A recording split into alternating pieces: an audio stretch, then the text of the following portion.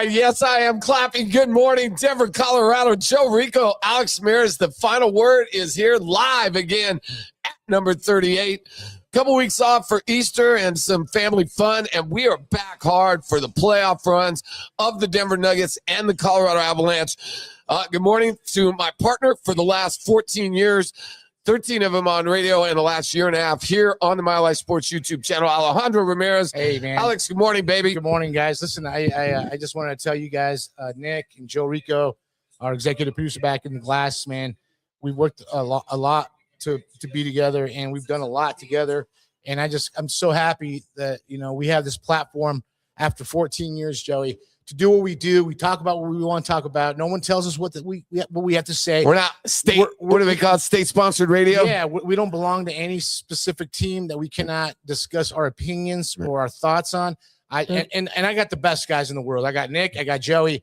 Listen, bulletproof, guaranteed, money back guaranteed. Love it. If you don't like our show, don't tell me about it. Tell me about it. Yeah. Hey, listen, man, but most of the people love our show. We have over 250,000. That's right. 250,000 potential listeners now, thanks to Nate Lundy, Danny Bailey, all the great team at Mile High Sports. My man, Alejandro Ramirez, building the world's best Facebook page. Look, if you're watching this and if you're watching on Mile High Sports YouTube, make sure you grab our Facebook page, like us, follow us. The best content in sports is on our page every week, thanks to my partner, Alejandro Ramirez. Hey, let's talk a little bit about the Denver Nuggets. A big win over the Minnesota Timberwolves. We can't go forward unless we go backwards. Well, we're going to go back. Right. And I think yesterday there's a little nervousness in every game one. Every time there's a game one, I think there's a little nervousness, right? I don't care how many times you've been in the playoffs or the Joker, Jamal. I mean, there's a little pit in your gut, right? A little puke that you want to throw up, right? I mean, there's an anxiety that comes with pro sports. And I'll tell you what, man, the Nuggets didn't do anything in the first quarter to bring my anxiety down. I thought the Nuggets did not show up in the first quarter, but Alex, they rectified that. And over the last three quarters, they dominated the Timberwolves. Hey, listen, Joey, it was a great game. I mean, yeah, they started off slow first half, like you mentioned, Joey, but at the end of the day, Nuggets came out victorious 116-105 over the Timberwolves. A team that I believe could be a thorn on their side, and it's always been like something. There's a rivalry. It's weird. I can't explain it, but what's funny though is I was watching some of the post game coverage. I can explain it real quick. It's Tim Connolly. Yeah, he's a big part of the rivalry. And it's funny is Coach Finch yesterday was complaining about the Timberwolves head coach was complaining about the Jamal's a flopper. Joker's a flopper. Come on, don't give me any of that nonsense. This is the playoffs now. Oh, man. It's loosey-goosey playoffs. Every one of those guys flop. Every one of those guys, whether it's Anthony Edwards, you give me any of those guys, they all flop. Hey, and if James Harden, you can't touch his fingernail without him doing a backflip. Nick, what about McDaniels pushing Joker? What are your thoughts on that one, man? Because that was kind of Bush League, right? Yeah, I mean, it's just a it's basketball now. This isn't the rec league, man. You don't just push someone in the back. Listen, man, let me just say this. Three-time MVP, you don't push him in the back. Let me just say this. If this is the rec center, you get your blank whip for that. That would be Let me just tell you, push a couple of the guys I go play one-on-one with every North Saturday. Denver, right? In North Denver. Yeah. And those dudes will clean your clock. Yeah. Great restraint. He did that intentionally. He wanted to get Joker mad and have Joker throw up because, look, man, the one weakness I think we could all say with Nikola Jokic is when he thinks the officiating is bad, he's been known to lose his temper a few times. Remember the Marquise Morris incident? He didn't lose it, though. Aaron Gordon is cool. Aaron Gordon came to his savior. Well, not only that, Aaron Gordon whispered in Jalen McDaniels here, I got something for you when you're coming across the rim. Don't be surprised if game 3 is Jalen McDaniels is coming across the rim. I can see an all-out brawl, Spencer Jones or one of those guys off the Nuggets bench, I guarantee you they're going to clean his clock. Joe, you remember those series back in the old days, when actually the NBA played basketball where what's that guy? Kurt Rambis. Remember that guy? Yeah. Well, I'm not saying that, but like when the Knicks and the Bulls played, Oakley and Ewing and those guys. Remember Pippen standing over Ewing and Ewing standing up? I mean, that's what was that with the Heat where the coach is grabbing the Knicks guy's leg? I mean, it's getting like that with the Timberwolves and Nuggets. I agree with you. This is a rivalry, and I think that's separate from any of the other series. I don't consider the San Antonio Spurs a rival yet. Maybe they will get to us someday. The Thunder's sort of a rival. But I think people think the Thunder are better than the Denver Nuggets.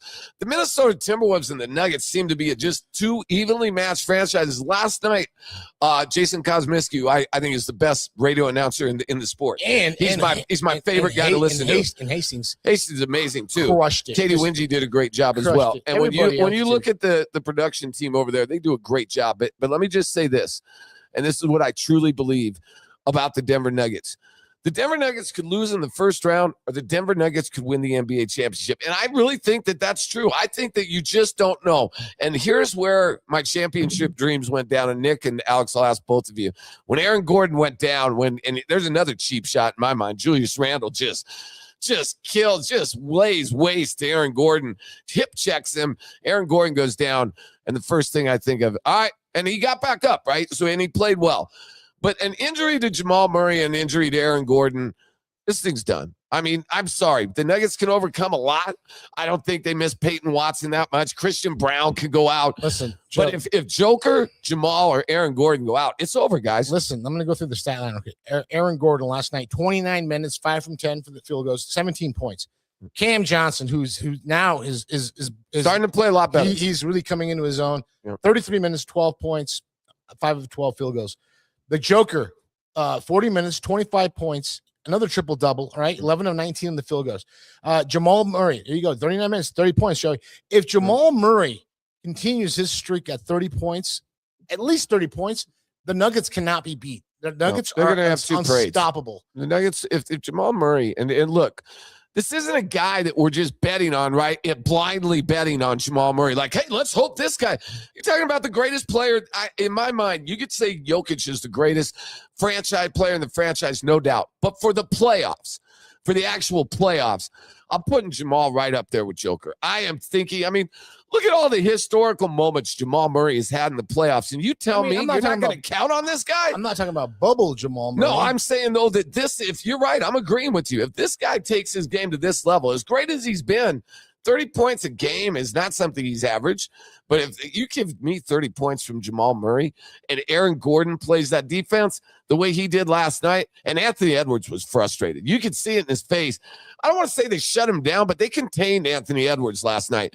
You give me that Anthony Edwards, and they don't have Cat anymore. And I think that's what everybody's missing. Cat was huge in that series 2 years ago. He may have been the best player on the floor, to be honest with you, better than even Anthony Edwards. He's not there anymore. And Julius Randle, guy, he's okay, but he's just not the same guy. I think the Nuggets, he's not the same guy. Not the same guy as Cat. Nick. No, not even, man. All right, let's flip it over. The Colorado Avalanche play Game 1 today versus the LA Kings. And Nick, I'll start with you because I know my boy. This hockey isn't his favorite sport. I'm ready. I will say this: he's ready today. I did homework. Did his homework. I'm going to say this. I think that the Avalanche secretly are happy they're not playing the Edmonton Oilers in round 1 and I don't care. They could sugarcoat that and say we're not afraid of anybody, but when your record, you know that President's Trophy curse, Alex. You and I both think that's real. It's kind of like the it's real, curse, right? Right. It happens every year. I think there's only been 2 President's Trophies winners who won the Stanley Cup. The last being the Tampa Bay Lightning about 4 years ago. Nick, I'm going to ask you.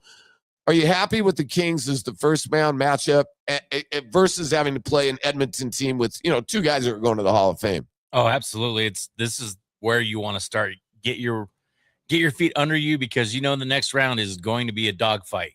Either way. Yeah, either way, it's going to be a dogfight. I'm leaning towards the Stars over the Wild.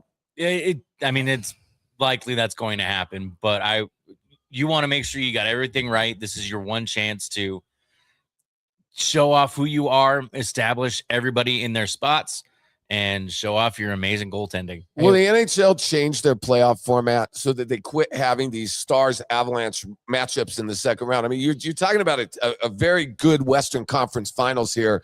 I don't like the NHL's playoff. Hold on. To your point, Joey. Goaltenders Scott Wedgwood and Mackenzie Blackwood won the William M. Jennings Trophy, which is presented to the netminders who play a minimum of 25 games and allow the fewest goals in a regular season. So they basically combined both of those goaltenders' statistics and said, hey, you know what? You guys are the best. Right. It doesn't matter. Sometimes you have to have 2 goaltenders going into this kind of this tournament, man, because it's going to be a dogfight to get these 16 victories, Joey, for the Avalanche to host another parade in downtown. Well, to your point, In the 2022 Cup run, although Darcy Kemper started the majority of the game, Pavel Francois was 6-0. And I know he had that 8-6 game where, he got a lot of support and he didn't play well, but the other 5 were legit games. I mean, where he gave up 2 or fewer goals. I think he gave up 3 with 2, and then a 1-goal game. So I do agree. You do need 2, but you also need to only have 1. The starter is the starter, and that's Wedgwood. I think that's permanently been established. Nick was, to give him credit, a few weeks ago, one of the first people who said, hey, that's the guy. I agreed about a week later. I think that you got to just, Scott, Wedgie in the nets. These guys seem to get amped up a little bit more. Yeah, I think you can't fool the guys in the locker room, right? They know. So I think the locker room is anointed Wedgie, and now so is Jared Bednar. And guys, we'd be remiss without wishing our best thoughts and wishes to Jared Bednar, who was hit in the face with a puck and seriously injured, man. I mean, the ambulance, they took him to the hospital. Wasn't there orbital bone? Yeah, I mean, your comment on that, Nick, on just some of those topics? He's a true hockey guy. He was out there a few days later on the ice with everybody else, just being a hockey guy. So showing his badge, right? Yeah. Oh yeah, he's gonna show that one off. He's gonna slick the lettuce back a little bit too, just to make sure everybody gets a good view of it. He does have a good hair. Hey, Ramirez, you've been in a lot of fights. That's a tough guy badge, right? Like, Listen, when you've been through. Oh, hey, we even mentioned when I was a kid one time, and we went to the Avalanche game, and one of the players just threw one of those pucks at us. We caught it, or they just gave it to us, whatever. That thing is like a bullet. It's hard, man. It's hard. It's plastic. Oh, not is it plastic? It's rubber. No, it's rubber. It's rubber, but it's vulcanized. But it's like it's like a bullet, man. It's like a big shotgun. I agree bullet, with that. Man. I agree with that. You get that a BB gun, like a pellet gun. What's like a pellet gun? Salt gun. Salt big pellet one. gun. But Yeah. if it hits you in the face, man, that thing's gonna do some damage. So when is it? Is he back? He's back. He's been in practice, and he just didn't make the Canadian. He just didn't make the Canadian trip. But man, I mean, if that would happen to me, I'd be out for 18 weeks. I mean, the final word would be you and Alex for 18 weeks. They'd be like, "How you feeling, Ree?" Well, you don't have a face no more, but I'm okay. Right? I mean, hockey players are he's a hockey guy, right? That's a whole different culture. All right. Hey, good luck to the Avs coming up, man. So let's get to our lineup a little bit. At 10:30, we have our man, Bill Foss. It is time for the opening tip-off with Bill Foss and Suavecito Tequila. And Alex, nothing makes a party better than Suavecito. I'll tell you what, man. When Bill Foss, I haven't seen Bill in about a month. He's in Mexico. He's in Europe. He's a celebrity. Him and his wife are celebrity travelers. So for him to carve out, 20 minutes of his time today to come and talk to us, and I know he's a big basketball fan, and we're going to discuss the Nuggets' first game. We're going to talk about game 2 coming up and what he thought and what he saw in yesterday's game where the Nuggets can improve on how to be a better team cohesively. And maybe Bill has some recipes. How about some recipes too? How about some advice to Adelman? So maybe because Bill's a former coach in basketball, high level college D1 college basketball. So I hope Bill, you're ready to go with your information. I know you watched the game yesterday. We see Bill. He's in studio. He's not in studio, but he not only watched the game. He gets to watch the whole crowd and the vibe. I mean, he lives right. You could throw a football to his house or from his house. I don't know about a football, but maybe I'm Uncle Rico. I can throw a football over the side of that mountain. I'll tell you what, man. You ask Bill, hey Bill, how's the traffic look? Bill, like, hey, you gotta, yeah. He could do what do they call that? The traffic reporter guy. Yeah. He could be like Darren Copeland, our buddy. Yeah, all right, man. And after Bill Foss, we have Jason Catlett from Service Master DSI, a guy that literally would give you the shirt off his back in an emergency. One of the nicest men I've ever met. I got to run into Rhonda Fisher last night, our other contact at Service Matter at the Spartans game. And we'll get to that here in a little bit. And I will say, man, just seeing her makes my face beam up. She's such a great lady. Your friend, your man, Jeff. Jeff, man, is our dude, man. Jeff Fisher. And Jeff Fisher, man, he just, his smile lights up a room, man. We love you guys. Thank you for all your support. We're looking forward to talking to Jason right at 10:45. At 11:05, our man, the myth, the legend, Troy Rank from the Denver Post. Boy, I'm anxious to get his take. He was out at the Nuggets yesterday, and I texted him, and normally he's really we go back and forth. Not yesterday. Hey, I'm in the middle of stuff. I'm prepping for the game. I'll be there. I'll see you tomorrow. That's how business he is during game day. Well, think about what he had to do this weekend. All right, he's got a lot of responsibility, man. He's a mess. You got the Broncos trap coming up next week. Yeah. You got the Rockies and the Dodgers are in town. Yeah, Dodgers are in town. All right, and then he's got to deal with the Nuggets. Now I'm sure he's going to the Avalanche game today as well. So he's all over the place. So to get any kind of time with Troy Rank is always a pleasure, and it's an honor to have him on our program. And Love that guy. we're man. lucky to have him. Yep, and of course, let's before we get to Tony Thompson and the Colorado Spartans, let's go back a couple weeks too. I am wearing the "We Are Here" sweatshirt, and I was out at the CU spring game a couple weeks ago, the black and gold game. Let me just tell you, there's a couple things I saw. One, I got to talk to Coach Prime. I asked him a couple questions, and I'm going to say this: you're talking to a very humble Coach Prime. This isn't the Lil Wayne guy. There's no rock bands up there, Nick. You know, I mean, you're a Rammy, and I think a lot of criticism, let's be honest, Coach Prime is it's all glitz and there's no product. I saw a football team up there. And Nick, I think you'd actually would be. This was a lot more business. There wasn't any concert after the spring game. There were only 15,000 real students and parents there. It looked more like a college football game of a team that's trying to win games instead of import a bunch of celebrities to come in for a year and say that that's going to bring kids to the program. I was impressed. I don't think they're going to win more than 6 or 7 games. Let's start there. The over-under is 4.5. All right, and I think that's fair. That's a good over-under. And I'm picking the under. And you can, but being up there, what I saw was more of a team and some guys not talking about going to the pros or how much NIL money.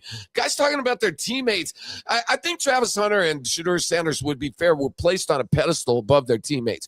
And I think that caused some dissension in the program. I'm not going to think that. That is true. Whoa. And I don't think there are any of those guys. Juju Lewis, he's just one of the guys. He's not Deion's son, and he's not buying into all this. That kid, by the way, has put on 20 pounds. He didn't look like he did last year, where I thought he was going to get killed if they put him into the game. He's up to about 200 right now, and he throws a really nice deep ball. I think the Buffs are going to be a lot more fun to watch. I think I'm with Alex. It is going to be between 4 and 7 wins because they're not there yet.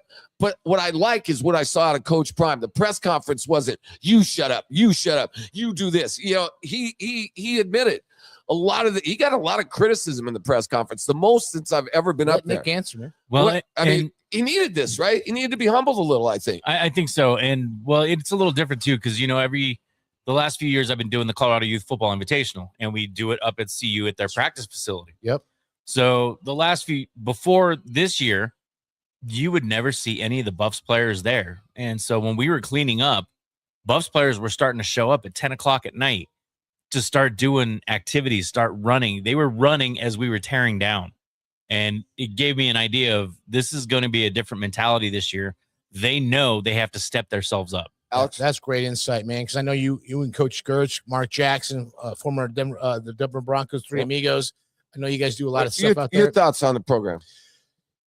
Man, I was watching some of the game. I was watching some of the scrimmage, and I'm not paid by the Buffs. You aren't either. And by the way, today's Dave Platty's birthday. Love you, Davey. Dave Platty, dude, the Godfather. Love you, man. We love you, Dave. Love Platty. you, DP. He is the Godfather of Boulder, Colorado. Without David Platty, I'm just speaking for myself personally. I would not. I've had about 1/10 the career I've had. Listen, both of us, Joey. Platty's been amazing towards us. But listen, when I was watching the game, just highlights and snippets of plays, whatever. Buffs are small. I'm gonna be honest. You're right. They're small. There were a couple of receivers that went in the game. No, last I'm talking night about on the offensive line. I'm talking about the offensive line. It's well, small. that's your MO. But I'm gonna tell you this: even the skill position players, they had a guy. My son, you know how tall Deion is getting, right? He's 5'4" now. They had a skill position player that looked like he was, maybe a year or two older than Deion. And I'm not saying that to knock them. I mean, that guy was also like flash lightning in a bottle. You can't catch that dude. But the bottom line is, I agree with you. The one takeaway I had from that was they're a little small. They're a little light on the offensive and defensive lines. A lot. All right, you're saying it. No, listen. Listen.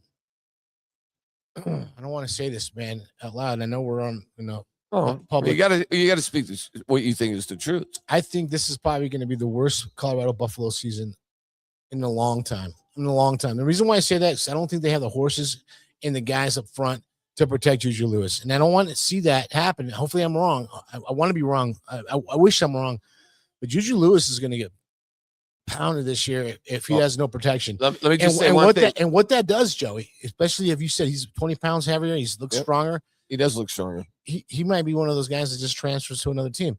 How many guys have transferred from different programs that are number one picks? Cam Ward went to 2 or 3 different colleges. About every Fernando Mendoza, this year's #1 pick. 3 colleges. There you go. So he started at JUCO, then he went to Cal, then he went to Indiana. So look, man, here's what I would say about this. I'm not going to go that far because I see that there's a different work ethic up there too. And look, you can talk about work all you want, but as to Nick's point, look, man, the practice, it's last year's spring game. You and I were there the last 3 spring games. I went to this one because you had an obligation. The bottom line is this. This was more business-like. There wasn't any music. By the way, when's the last spring game up at CU under Coach Prime where there wasn't just music, rap music blasted through the whole practice? Lil Wayne was at his, and they did a concert before the spring game. Right. The stadium was sold out. Joey. Right. There were 47,000 people. And look where it's at. There were 11,000, 15,000 I'm sorry, Coach Prime, but back to reality. Yes, back to reality. Exactly. But and listen, I agree, but I think it's needed. They needed to come back to reality. They were 3-9 last year. They were so delusional up there about what was actually going on versus what we were watching. All I'm saying is I don't see that this year. You know what I saw? A guy who had been given kind of like a come to Jesus by the chancellor and by the athletic director. I think there was some kind of meeting. And also, there is Coach a new Prime, athletic director too, Coach Prime is not feeling well. I mean, talking about bladder cancer. He's had 3 toes removed. I think he's had 4 major surgeries that might put you, I, or Alex out of that kind of a job forever. Joe, can you walk? Can you walk with 3 toes? No, I can't. And he can run with 3 toes. So, look, man, I'm going to give the guy a little bit of grace right now. And I'm going to say this. One, he's the highest paid state employee in the state of Colorado. Mm-hmm. So you got to produce results. You can look up a salary. You got to produce results. It's public record. Nick, if you're the highest paid employee at Mile High Sports, are you expected to produce results? Oh, very much so. If you're the highest paid employee for the Denver Broncos, are you expected to produce results? Absolutely. So, Dion, with all due respect to everything that you've brought to the program, because I think you've done a lot of good, way more good than bad. This is your season, buddy. This one's on you. And here's where I disagree with the protection issues. This new offensive coordinator in this go-go offense that I got to witness for myself and watch about 30 plays. You know how much time Juju Lewis had the ball in his hands? I would say the quickest throw was in half a second, like just a quick bubble screen. And the longest throw, they see what you see. They see exactly what you see, that if he holds the ball 6 or 7 seconds like Shadur used to, he's going to get killed. And you're exactly right. But this guy has him getting the ball out of his hands quick. And these skill players, they are smaller, but man, these guys are lightning quick. I'm excited. I'm excited. Listen, again, I think it may be interpreted wrong. I'm not concerned about their skill positions. It's the O-line. It's the offensive line and the defensive line. That's where the trenches happen. If you can't protect your quarterback, if you can't stop the run, you're done. That's it. Hey, man, you're one of the best offensive linemen in Green Mountain history, and you could have played, I think, in my mind, D1 had you not been a little bit nicked up. You also played D-line. You were amazing. Yeah, I've seen film on you. But Joe, here's the thing. But I'm saying you know what you speak of. And when you say someone's light, what did you always tell me about you? That you were a little light, right? Hey, good morning, guys. Costco Chicken. What's going on, man? How are you? What's going on, man? How you doing, Costco Chicken? What are your thoughts on the Buffs, Nuggets, Avalanche? Tons to talk about. Listen, that's what makes our show great, Joe. We have our own opinions. Anyone can interact, man, and we love everyone's opinion. There aren't any wrong opinions. Hey, listen, man, I got to also real quick give a big shout out to my man, Nick Archuleta, and myself for what a great call you guys did a great job. Colorado Spartans game last night. Great job, guys. Nick, man, you're an amazing play-by-play guy, man. I love working with you, man. I may be the host of this show, but make no doubt, Nick Archuleta runs the broadcast as the play-by-play guy. I watch it. And I will say this, man. I it's not easy. You see these games on TV, and you see the announcers, and I'm critical of announcers. We all are, right? Then you do the job yourself. And let me tell you, man, that isn't a picnic, man. I got shredded by the NAL commissioner last night, and I will say this. First of all, thank you so much for the great advice and tips. But why I said that Dion needed to be humbled is so did I last night. You know, you might think you're the greatest broadcaster in the world, but there's always somebody watching who can make you better. And I think that's what I'm saying for Coach Prime. He's testing himself this year. My thing about Nick is I've seen him. I've gone to the high school games where he's done a game by himself, completely by himself. Yeah. All right. Your attention to detail, Nick, your attention to the players' statistics, where they went to school, where they played. I'm proud of you, man. I really am proud of you. Great job, Nick. buddy. You did a great job. Thank you. And Tony and the entire Colorado Spartans organization, I got nothing but love for these guys. These guys are great. They're 3-3 now. 2 games in a row. They won at home. It looked like they needed some home cooking, guys, to get back on track. They did. It looks like they're there. Javin Kilgo looks like he's dialed in a little bit. The defense He's starting to come around. I think Kilgo, that was our player of the game last night. Yeah. Was Javin Kilgo. Right? He's much more comfortable now. Good. And I'll say this. One thing I learned about the arena game last night is running the football still exists in arena football, man. The Omaha Beef, to their credit, man, had a back named And they were Tyson. they were the champs last Well, year. yeah, right? they're 0-5 now. Yeah. They're probably not going to repeat. I mean, I think it's safe to say at 0-5, the Beef will not be repeating. But, man, that 27 for the Beef, man, that guy looked like a guy who could probably play Jerome Bettis, UFL. I don't think NFL, but I think he could play in the Jerome Bettis. Yeah, he was a big dude. He was a hefty He was dude. he was about a 230-pound back that had a little bit Did of speed. Robinson have a tough time tackling him? Everyone had a tough time. At one play, he ran through like 6 Spartan defenders on a 20-yard touchdown. And, what I learned from the NIL commissioner is, don't sound like a total homer. You're there to broadcast both teams. And so we gave a lot more Glad credit. you guys got that, man. I think that we gave a lot more credit to the Omaha Beef. And, of course, my partner had all the rosters for us and everything. I sure appreciate that. But I did have to go down and get them. Listen. And I think I did my part a little bit more last night. Listen, I'm the biggest Spartans fans in the world. I can't wait to see you guys do it again, man, because you guys do nothing but great jobs. And I appreciate Tony Thompson, Coach Fred Shaw, the organization. You guys have been nothing but love for us and for me, and you guys, we're gonna have Tony, I believe, today. Joey. We got. I think it's Coach Fred Shaw that'll be here at 11 o'clock or 11:30. I have nothing but love for you guys, and I want complete success. I want you guys to hoist the NAL championship. Joey, I'd be remiss if I cannot bring up what we did on Friday night. I was just. Did you read my mind? Yes, of course. Can I bring it up, please? Yes, of course. Chris Camozzi on Friday night. Joey and I went and covered, and Jordan Kurtz from Mile High Sports. We went and covered the bare knuckle fights 88 at the Denver Western Stock Show.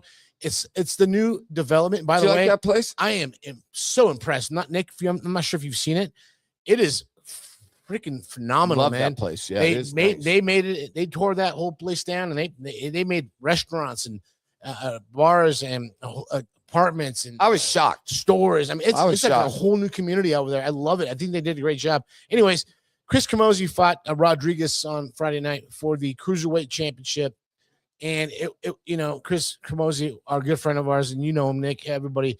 Love that guy, He's been man. on our show a few times. And, man, he really fought his ass off. He's a warrior, man. And win or lose, he said he was going to retire regardless if he would have won the fight. And, unfortunately, this is a brutal game. Oh. And Joey, you and I were kind of worried at the end, like, hey, man, just – remember in Rocky 4 when Apollo's getting killed by the Russian, they're like, just throw the towel, and I wanted him to throw the towel maybe after the 3rd round because it's 5 rounds, man. Yeah. And he got hurt and he got beat up. And I started thinking to myself, is it really worth it at this point? Because Camozzi's wife's pregnant, their first child. Yeah. Chris is like in his middle 30s, man. Yeah. And I was like, dude, remember same thing with Josh Cavan and Corey Rose from Channel 9. Corey Rose was like, Alex, Joe, stop promoting him. He doesn't want to fight anymore. Well, you know what? We had an epiphany on Friday night with Chris Camozzi. Yeah.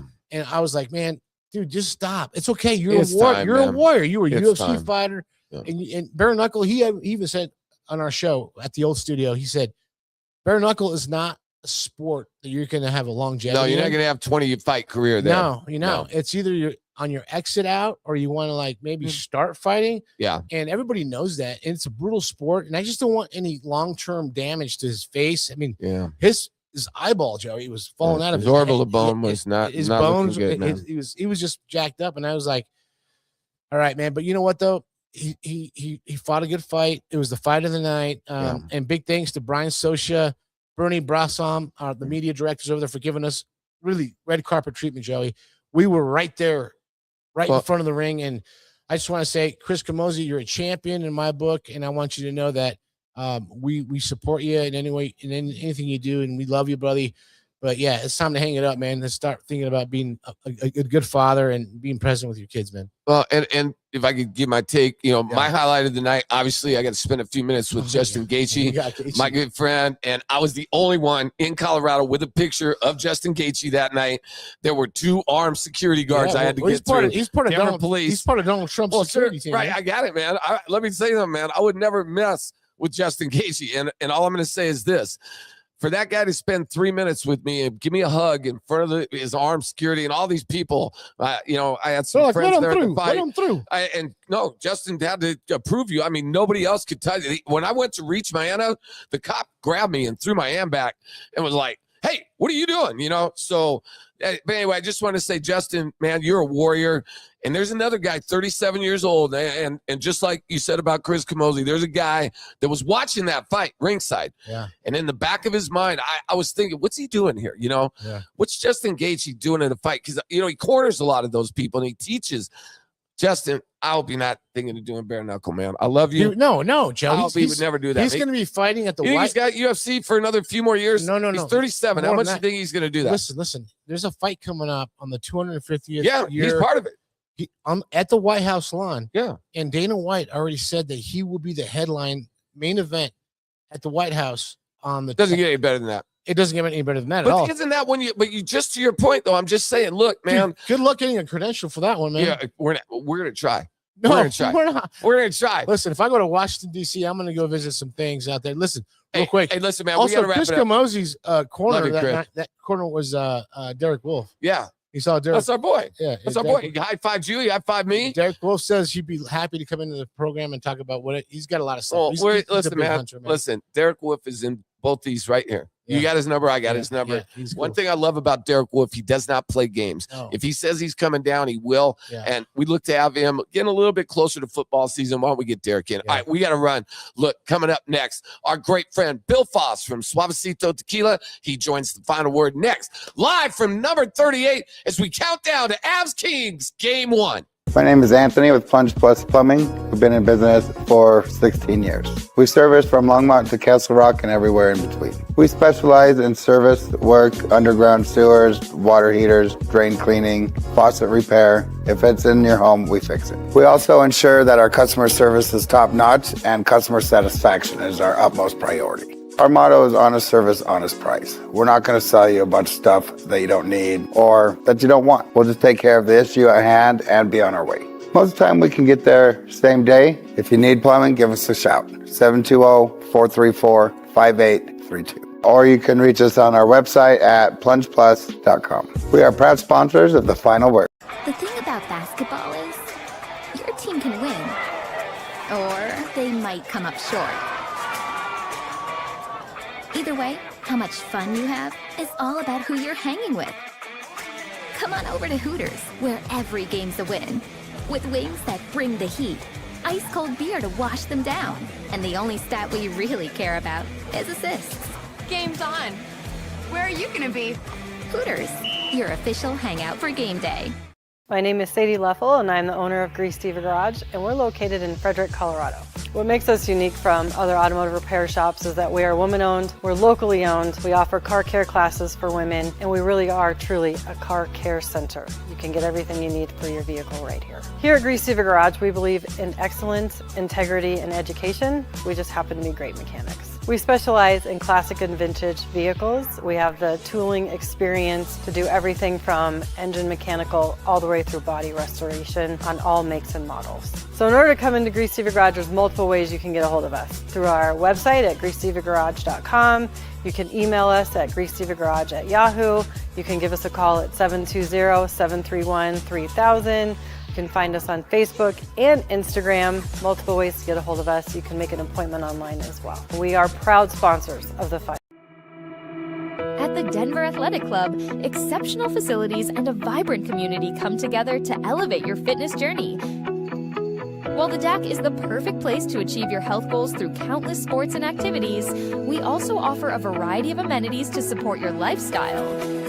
A co-working space, childcare, social events, family activities, private event spaces, and more are at your fingertips as a member of the DAC.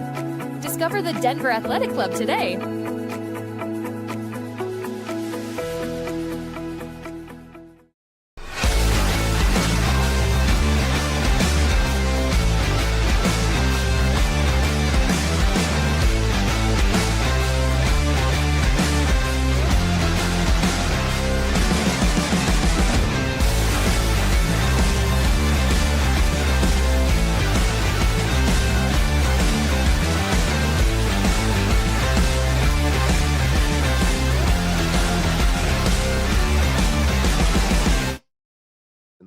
All right. Good morning. We are back. Joe Rico, Alex Ramirez, and the king of tequila, Bill Foss. I'm going to tell you right now, you're talking to a man who had never enjoyed alcohol. It's a true story. I'm 59 years old coming up, and I never really enjoyed alcohol. And then I met Bill about 8 years ago at a Colorado Blizzard game, and he said, "Hey, I've got a tequila, Suavecito tequila. We're all going to do a drink and slide." I cringed. You know, I'm like, "Oh, hey, yeah." You know, like you always do as a man, right? You want to be able to drink, right? You want to be able to play golf. You want to be able to do some manly stuff. Well, drinking a shot of whiskey or tequila is as manly as it gets, right? Well, I would secretly go to the bathroom and get sick right after because I had horrible tequilas, and I don't have any problems mentioning names. Jose Cuervo, any of these garbage. No, we don't talk about the competitors. Okay, So. all right, good enough. Well, I don't want to talk about them, but let me just say this: I've had garbage tequilas. But I'm going to say this, Suavecito changed the way I drink alcohol. It's the first tequila where I can feel as one of the boys and sit with my good friends, Bill and Alex, and have a glass of tequila, no mixer, no chaser, just the world's smoothest and best tequila and hanging out with the world's smoothest guy. That's Bill Foss, the owner, founder, and maker. Bill, thank you for turning me on to Suavecito tequila and making me feel part of the boys club. You know, I don't have to sit there with my little Sprite and my little lime and salt. How did you come up with this? I mean, you had an agave farm. You go get some doctor in Mexico, and all of a sudden we have the world's best tequila.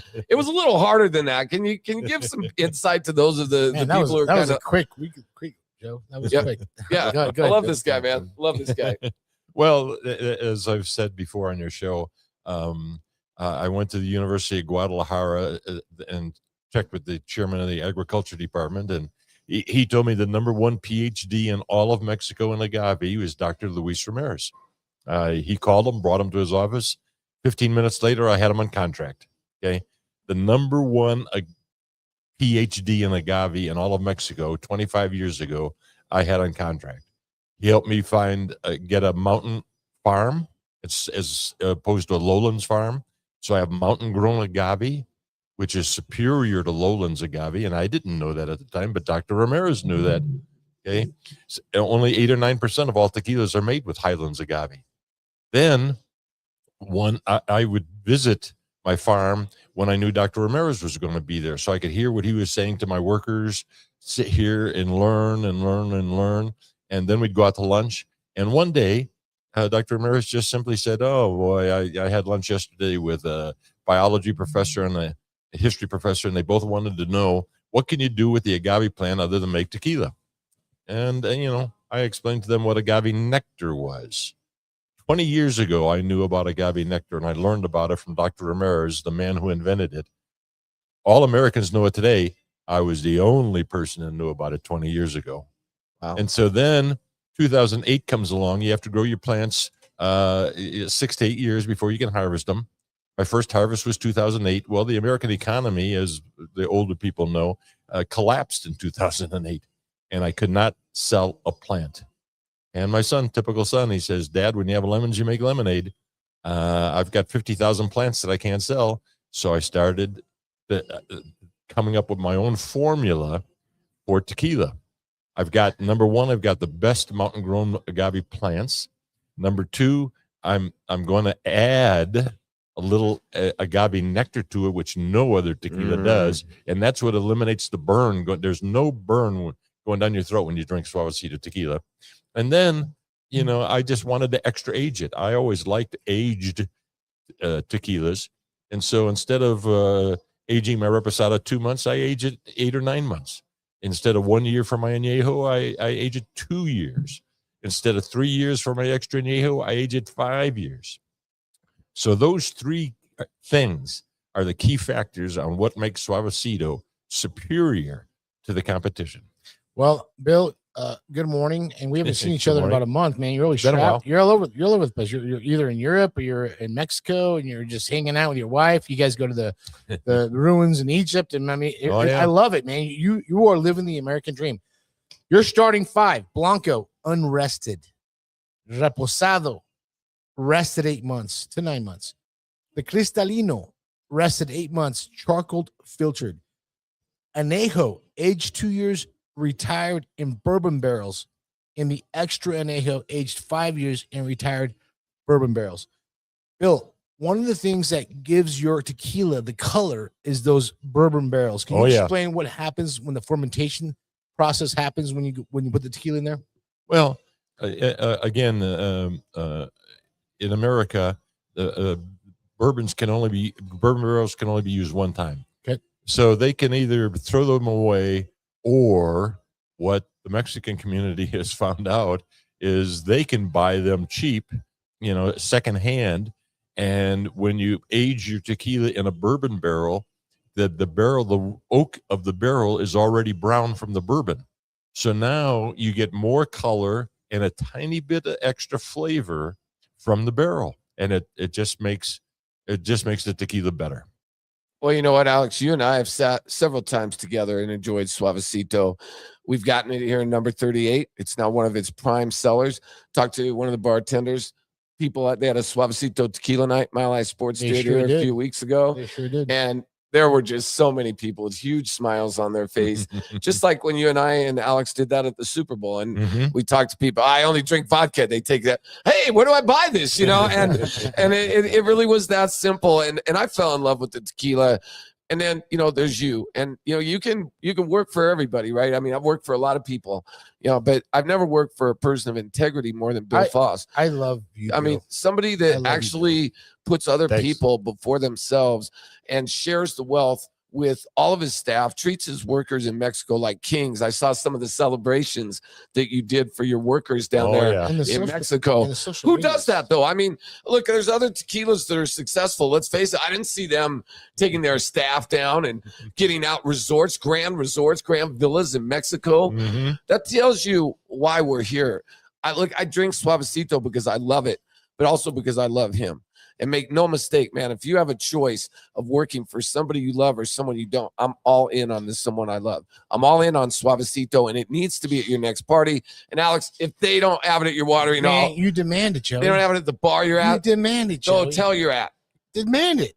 And you got some other big news. Hey, listen, real quick, before we dive in, because this is a sports talk show. Sure, we're gonna get in. We are on Mile High Sports. It's not called Mile High Sports Tequila, but maybe one day you'll buy out Nick Lundy and say, hey, there you go. Hey, Suavecito Studios. I like it. That might not be a bad idea, Joe. Nice ring to it. The Suavecito method. Suavecito tequilas are made with Highland-grown agave from the mountains of Jalisco using an extended aging process that goes beyond the regulatory minimum to create a rich flavor and a remarkable smoothness. They are the only ones to return a 2% agave nectar back into your tequila to eliminate that unwanted burning sensation, to create a more enjoyable drinking experience. Suavecito is so smooth, and one sip is all you need. Joe, I didn't say that. Guess who said that, Joe? Forbes magazine. Forbes magazine. Hey, talk about that 2% before we start diving into the nuggets and do some about 4 or 5 minutes. Talk about the 2% agave back return, Bill. Well, yeah. The wonderful thing about tequila and the agave is a prebiotic. There's no other alcohol that can say that what it's made with and how it's made is healthy for you.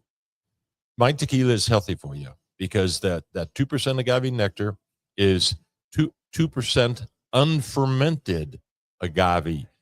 98% of my tequila is fermented, and that's why it's a tequila. 2% is unfermented, and it's all really, really healthy for you. You'll never have a hangover when you drink Suavecito. I never have. No, I've never had a hangover. And Bill, just so we also understand, during this Suavecito method, the tequilas are made with a Highland grown agave, opposed to a lowland grown agave. Talk about, it's kind of like coffee, right? Yes. Highland grown coffee and lowland grown coffee. Talk about that difference, because that's the same thing, same concept. I guess you want to correlate that with, Bill, right, Bill? Oh yeah, exactly. In Mexico, in central Mexico, they have a rainy season from June through September where they'll get 40 inches of rain. Okay, spread out over those 4 months. But it's consistent. My farm is at a 7,000 foot altitude. Okay, for people who live in Colorado, that doesn't sound so high. But if you live in Mexico at 0 altitude, 7,000 feet is way up there. Yeah. We're at 5280 here in the Mile High City. So- Go ahead, Bill. Go on. Yeah. Go ahead, Bill. Finish. Yeah. No. So when they get that, when my farm gets that 40 inches of rain, my plants absorb as much as they can. The ground absorbs as much of that rain as it can, and the rest of that water rolls down the hill to the lowlands farms. So the lowlands farms not only got the same 40 inches of rain I got, but they got another 20 inches of runoff. So in October, when it stops raining and the sun's out all day, every day, and I go see my farm and my plants are healthy and growing, and I go through the lowlands agave farm fields, and they still have 2 inches of water on their ground. Okay. And so then when you grow the plant 6 to 8 years, my plants are a little bit smaller than the lowlands agave. You're talking about the pina, Pina, right? The the pina. Okay. But my pina is 100% sugar. Lowlands agave pinas are 50% water. Huge difference. That's a the huge difference. Well, and it shows in every bottle and every drink. Look, I'm going to just say this. Just go to the store. All you got to do Total is go Wine, on to Joe. Total Wine. suavecitotequila.com, punch in your zip code. They will go ahead and direct you to the nearest liquor store, or just go into any Total Wine. All right, Bill, we got about 3 minutes left, and this is the big topic. I'm not going to. I know you love all the sports, but basketball is your specialty. I'm going to talk to you about the Nuggets. A big win last night. Big. They take care of the Timberwolves, and there's a rivalry developing. You could tell both these teams don't really like each other very much.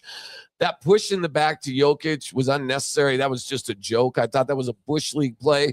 But your thoughts on the Timberwolves, and we're not going to look. You're going to be around every week, so I don't want to get into all the way through the right, championship. Right, no predictions yet. We're going to ride the parade. We're riding the parade with Listen, Bill. we're staying at Bill's house for the parade. I've already told Bernadette. Right. I'm gonna be telling you now. Bill, Alex you have and a I new are roommate. sleeping on the balcony for the parade.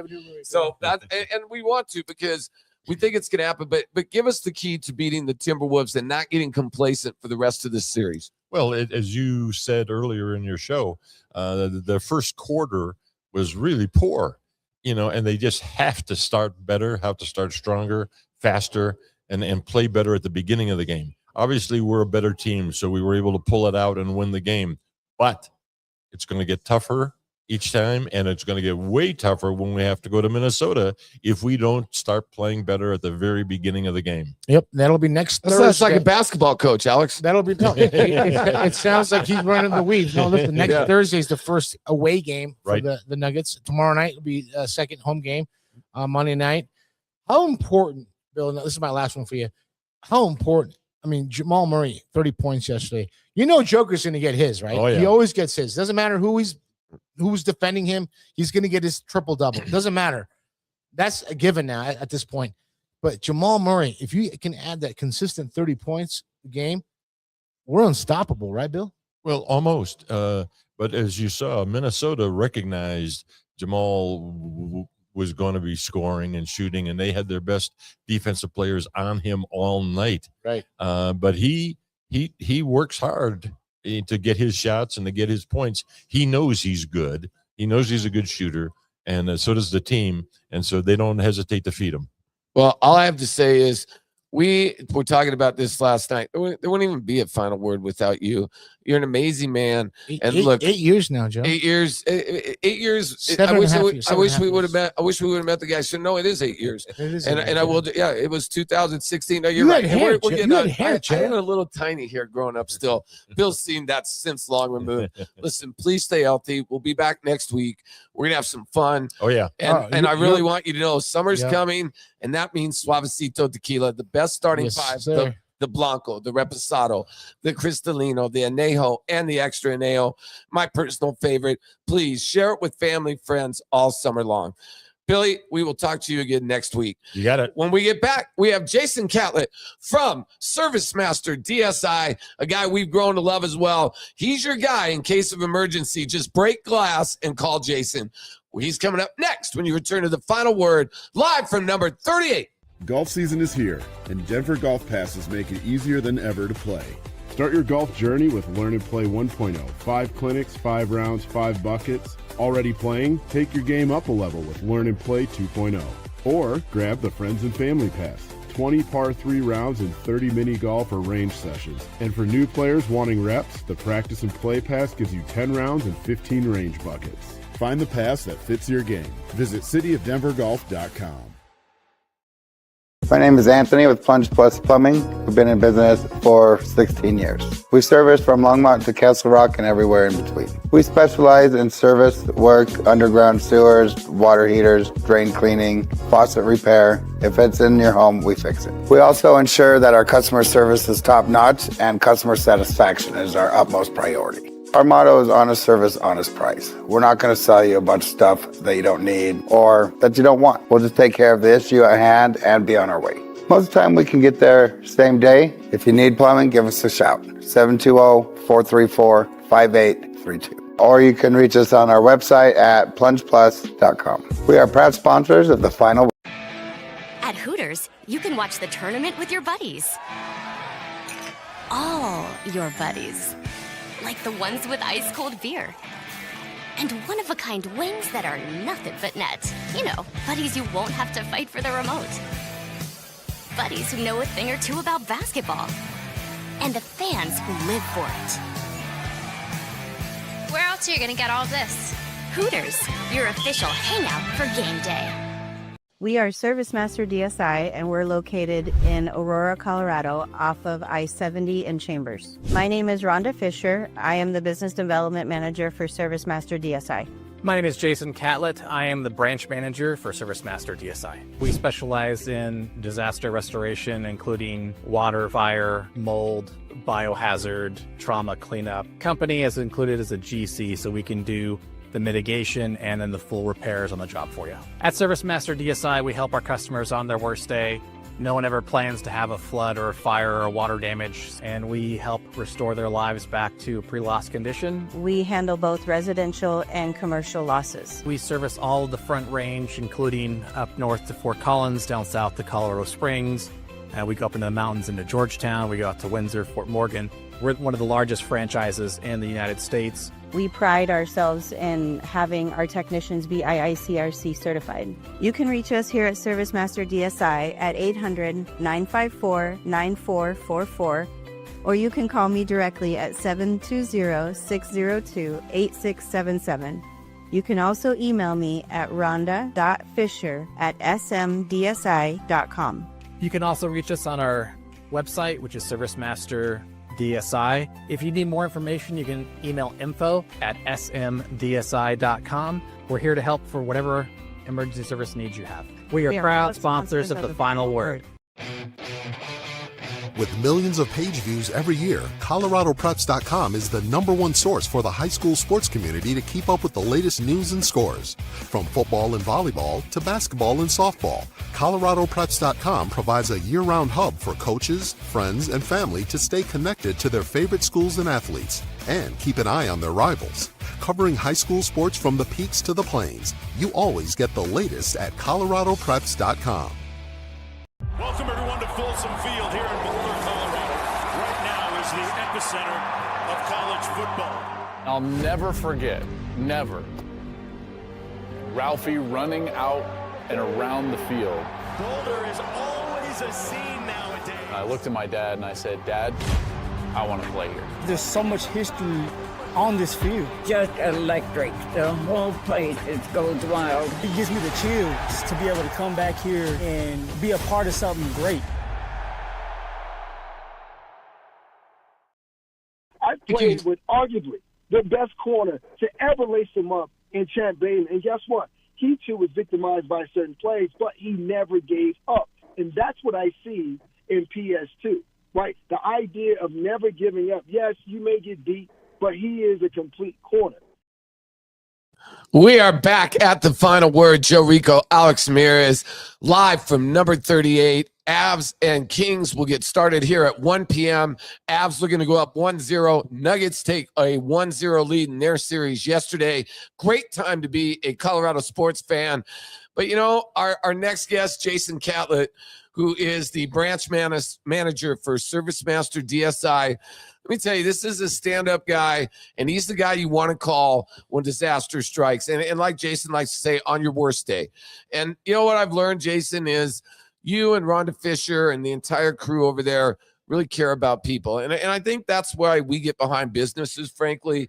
We don't want to be behind, Bill Foss loves people. Rhonda loves people. You love people. I mean, that's what really everything is about in the race store industry, is building relationships from the ground up. Not only are you restoring their house, and sometimes you're restoring their hope. And I think that means a lot to you. And I think you are a guy who restores a lot of hope. And I want to commend you and Rhonda and your entire team at ServiceMaster DSI. Look, if you're in an emergency, this is the guy you need to call. Just call him. His cell phone is 720-905-6257. And look, I know there are other numbers you can call. You can call the toll-free number, 800-954-9444, but that's not what we want you to do, because Jason is an expert. Alex and I heard him first time I ever met the guy. I met him for 8 minutes at a business dinner we were at for 2 hours. Why? Right. He cares about his job more than being at a fancy dinner when people's home just. Dude, he just told me right before he walked in. You Love and I this were out guy. there. He said, "Hey, Alex, I just got a job." Yeah, 6 minutes ago. Yep. He's always on the phone. When we went to dinner Love for this guy. our presentation for with Rhonda and Jason, he was on his phone the entire time. So hour and 45 minutes of the 2 hour dinner. That's how it works, though, right, Jason? You are accessible 24/7 a lot of ways, and if you can't, obviously there's a back line that you can get a hold of. Right, there's always someone available, and I mean, our biggest thing is response. I mean, our goal is to, if you reach out to us, we will call you within 30 minutes. It Guaranteed. It could be very stressful when your business or home has been damaged by floods, fires, earthquakes, or even mold. When that happens, you freak out, right? It can be difficult to process that what just happened, let alone it can be a process to plan the route to recovery. Fortunately, the final word, we have a team that are dependable experts at ServiceMaster DSI that are eager to help you guys out. You guys are backed up by a nationally recognized brand, owned by innovations in the disaster restoration industry. You guys are also locally owned and operated. You guys also know that you guys want to make things whole before, like you said, we don't want to make, if you lose your house in the fire, let's just bring you back whole to where you were at. Can you explain what that means when you said we're going to bring you back whole to where you were at? Maybe not a renovation to your basement, but let's just get you back to where you were living, right? Can you explain a little more detail? Yeah, I mean, it really depends on what the situation is, but I mean, our goal is, and since we work, we're a preferred provider for a lot of insurance companies. So, I mean, it's just like your health insurance company. You can go, if you go to a preferred provider for your health insurance company, then they're going to, take care of everything. And it's going to build your insurance, and you're basically going to pay your deductible. And that's basically it. If you go to someone that's like out of network, you may be able to get more fancy services, you may get more this or that, but you're going to pay a lot more out of pocket. So we bridge that gap. We have that insurance expertise. I mean, I was an adjuster for 12 years with Allstate. I handled large loss claims, houses burned to the ground. You go to the house, the only thing left standing is the chimney, those kind of situations. Chimney. Wow. So, I've also handled commercial losses over, $5 million big commercial losses and things like that. So I've got that experience that I can bridge that gap between a contractor and the insurance company and make sure we're all speaking the same language, make sure we're all doing the same thing, make sure everyone's on the same scope, make sure everyone's on the same page. That's what we're your biggest advocate. You wouldn't go out and just try to do something you've never done before and just try to, fake it till you make it. And hopefully I can do this. No, you need an expert. You need someone that knows the ins and outs, knows all the little pieces and missing pieces that get missed in there. That's what we do. We bridge that gap and make sure that you're restored to whole, make sure that the insurance company is paying what they owe, because insurance companies don't always like to pay what they can't owe. be loosey-goosey, right? It's, and a lot of it is just because a lot of people don't know insurance companies don't send a whole lot of adjusters out anymore. So a lot of the adjusters that go out there, they're what they call desk adjusters, meaning they don't go out in the field. They sit behind their desk and they rely on us to be their eyes and their ears. But you guys have the opportunity to actually go out there and assess the damages, the losses, water damage, fire and smoke damage, mold, order damage, specialty services, storm disaster, auxiliary services, pre-loss planning. I mean, you guys have a cleanup and restoration. You guys are cleanup and restoration specialists, bottom line, right? Right. Well, I had something the other day that had what we call a protein fire. Okay. Meaning they left protein fire. Yeah, they left a pot of soup on the stove. They thought they turned it to off, and they turned it to low, and it sat there all night, and it just burned. It didn't cause any fire damage. There wasn't any smoke, but the whole house just smelled like burnt food. And when I got there, like, it's not that bad. I'm like, I could smell it walking up the driveway. Like, it's pretty bad. So you deal directly with the insurance company. Yep. You deal with what their maximum capital, their minimum capital is. And if the consumer, like, for example, Joe Rico's mom found you guys before you guys even came aboard on the final word. Right. Joe found you guys. Can I correct that real quick? So we didn't find her. Our insurance company found them. And this is what they do. As a preferred. So what listing, happens right? is, so there's 3 preferred vendors you get to choose with. And the luckiest call I ever made was choosing Service Master DSI. And I have no idea who the other 2 vendors were, I to be fair. But I didn't choose them. And here's one of the reasons why. The first person I got on the phone with at Service Master DSI was so knowledgeable and informative, I didn't have to go anywhere else. I literally was sold within the first 3 minutes. Joe, right? Well, and the other thing is they had a plan of action while we were on the phone, and there was somebody out like in a much quicker fashion than I ever thought there would be. And immediately I gained total confidence in Service Master DSI. My mom's basement was flooded. I mean, it flooded. The septic tanks flooded. The laundry drain flooded. The main drain. It was the main drain. So all the other drains, as you find out, flood into the main drain. So there were just toxic waste everywhere. Yeah, all the water's got to go somewhere. Yeah, it's disgusting. And literally, that's the only word I could describe. You're a standing testimonial. in that pool of water. You're a pre-testimonial, Joe, before we even got. But what's great on is board. that it was all luck that I met Rhonda and Jason. And when they handed me the card, I go, hey, same place I talked to. I didn't talk to Jason. Fair enough. I talked to one of his employees, but it was almost miraculous that I knew this advertising deal that I could 100% endorse these guys because they're real. And that's the one thing you want when your house burns down or when there's a flood. I think that's what's sold, someone Joey. who's real, man. Yeah. Give these guys a chance, really. And again, I'm going to give the number 720-905-6257. And you're going to get a live person in Jason Catlett who actually loves people and cares about people. And I'm going to promise you, Dude, this guy's a difference maker. It's Sunday afternoon. It's a difference maker. He's walking in the studio. He's like, hey, man, I got this new deal right now. I just Got to keep it short. Sorry. Short. Hey, real quick. I know we're up against some time. We got a lot of different analysts coming on as well. Listen, Jason, you and I were talking before the show. It's the driest season in Colorado. Yep. Okay. Oh, yeah. I mean, that's just the fact. Yeah, we got a little bit of snow on Friday, but not nearly enough. But not enough to calm down. Just a drop and not the bucket. Just a drop and not the bucket. So listen, right now, and this interview will be going out, and I always push you guys out on a final word page. Yep. We have the second largest behind DMVR. I'll go ahead and say it. DMVR has us a little bit, but we had the second largest sports talk show following on social media. That's and true. I'm going to make sure that that you guys, like, if fires happen, you said lightning strike hit a home and sparked a few houses, whatever. Dry lightning, yeah. Yeah. So listen, it's going to happen. It won't take much We don't to get a fire want now. that to happen. We don't want any of these But fires it's to happen. reality. It's reality. But it's going to happen. And when you get those calls, man, we're going to send them directly to you guys, you and Rhonda. Absolutely. And you guys handle it because we are confident you guys can take care All we of have to do is turn them over to Jason. Hey, We're call good. Jason, call Just Rhonda. Call Jason, call Rhonda, and I don't have to do anymore. We'll step out. Let the Jason? experts handle it. Yeah, Jason, I go mean, ahead. I've literally handled thousands of fires. Yeah, there you go. And Thousands, not more than hundreds, thousands not of water tens, damage. I've been doing this thousands. for 30 years, so I've done a lot. And I've seen just about all that you can see. And, every now and then I get stuff that surprises me. But still, your average stuff, your average things that you're going to do is you want someone that knows what they're doing, knows the process end to end, can explain it to you, can explain to you the things that are going to come up. And, a lot of people don't realize how long things actually take. It's not like I'm going to turn around and get in there and we're going to get this done and your insurance company's going to pay for it and you're done in a week. Yeah, no. It's not realistic. It's a long-term deal. The average time from start to finish to get like a water damage 90 days is 90 days. Yep. Well, now does that sound like a guy who went through it? Yeah. So I mean, I knew it before you. Hey, real quick, because we are up against it. We got Troy Rank from the Denver Post, but look, it is a sports show, right? And what I love about you and Rhonda, Rhonda coaches volleyball. You've been here a long time. You know these teams.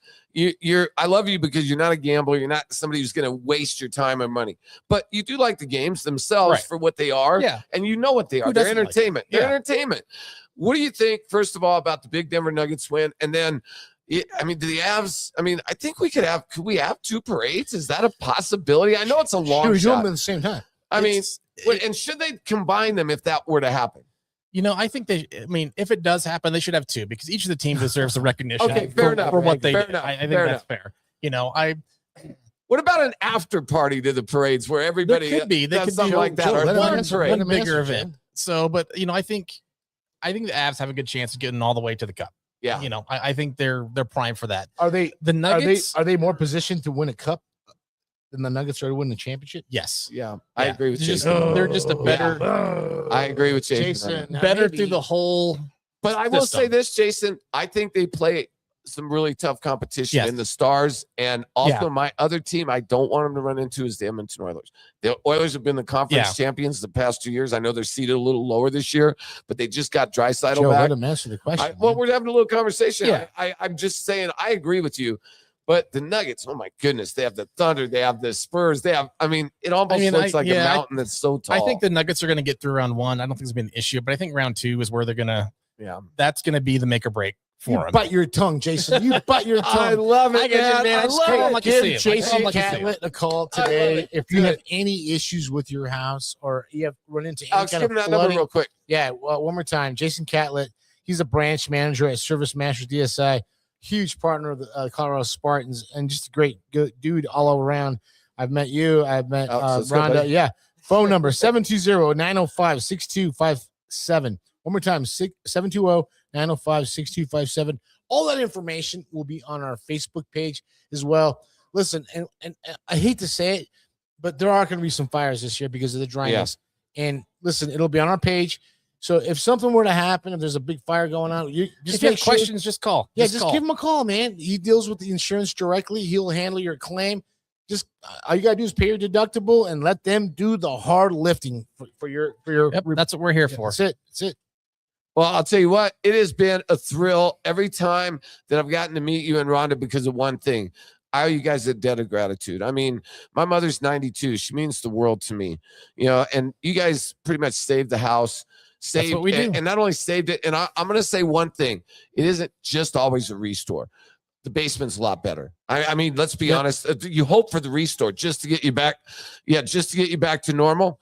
But it was a lot better. Please give these guys a call, 720-905-6257. That's Jason's personal cell phone. Get hold of him today if you have any type of restoration issues. All right, when we get back, we have the great Troy Rank from the Denver Post. He'll join us next on The Final Word with Joe Rico and Alex Mears, live from number 38. We are Service Master DSI, and we're located in Aurora, Colorado, off of I-70 in Chambers. My name is Rhonda Fisher. I am the Business Development Manager for Service Master DSI. My name is Jason Catlett. I am the branch manager for Service Master DSI. We specialize in disaster restoration, including water, fire, mold, biohazard, trauma cleanup. Company is included as a GC, so we can do the mitigation and then the full repairs on the job for you. At Service Master DSI, we help our customers on their worst day. No one ever plans to have a flood or a fire or water damage, and we help restore their lives back to pre-loss condition. We handle both residential and commercial losses. We service all of the Front Range, including up north to Fort Collins, down south to Colorado Springs. We go up into the mountains into Georgetown. We go out to Windsor, Fort Morgan. We're one of the largest franchises in the United States. We pride ourselves in having our technicians be IICRC certified. You can reach us here at Service Master DSI at 800-954-9444, or you can call me directly at 720-602-8677.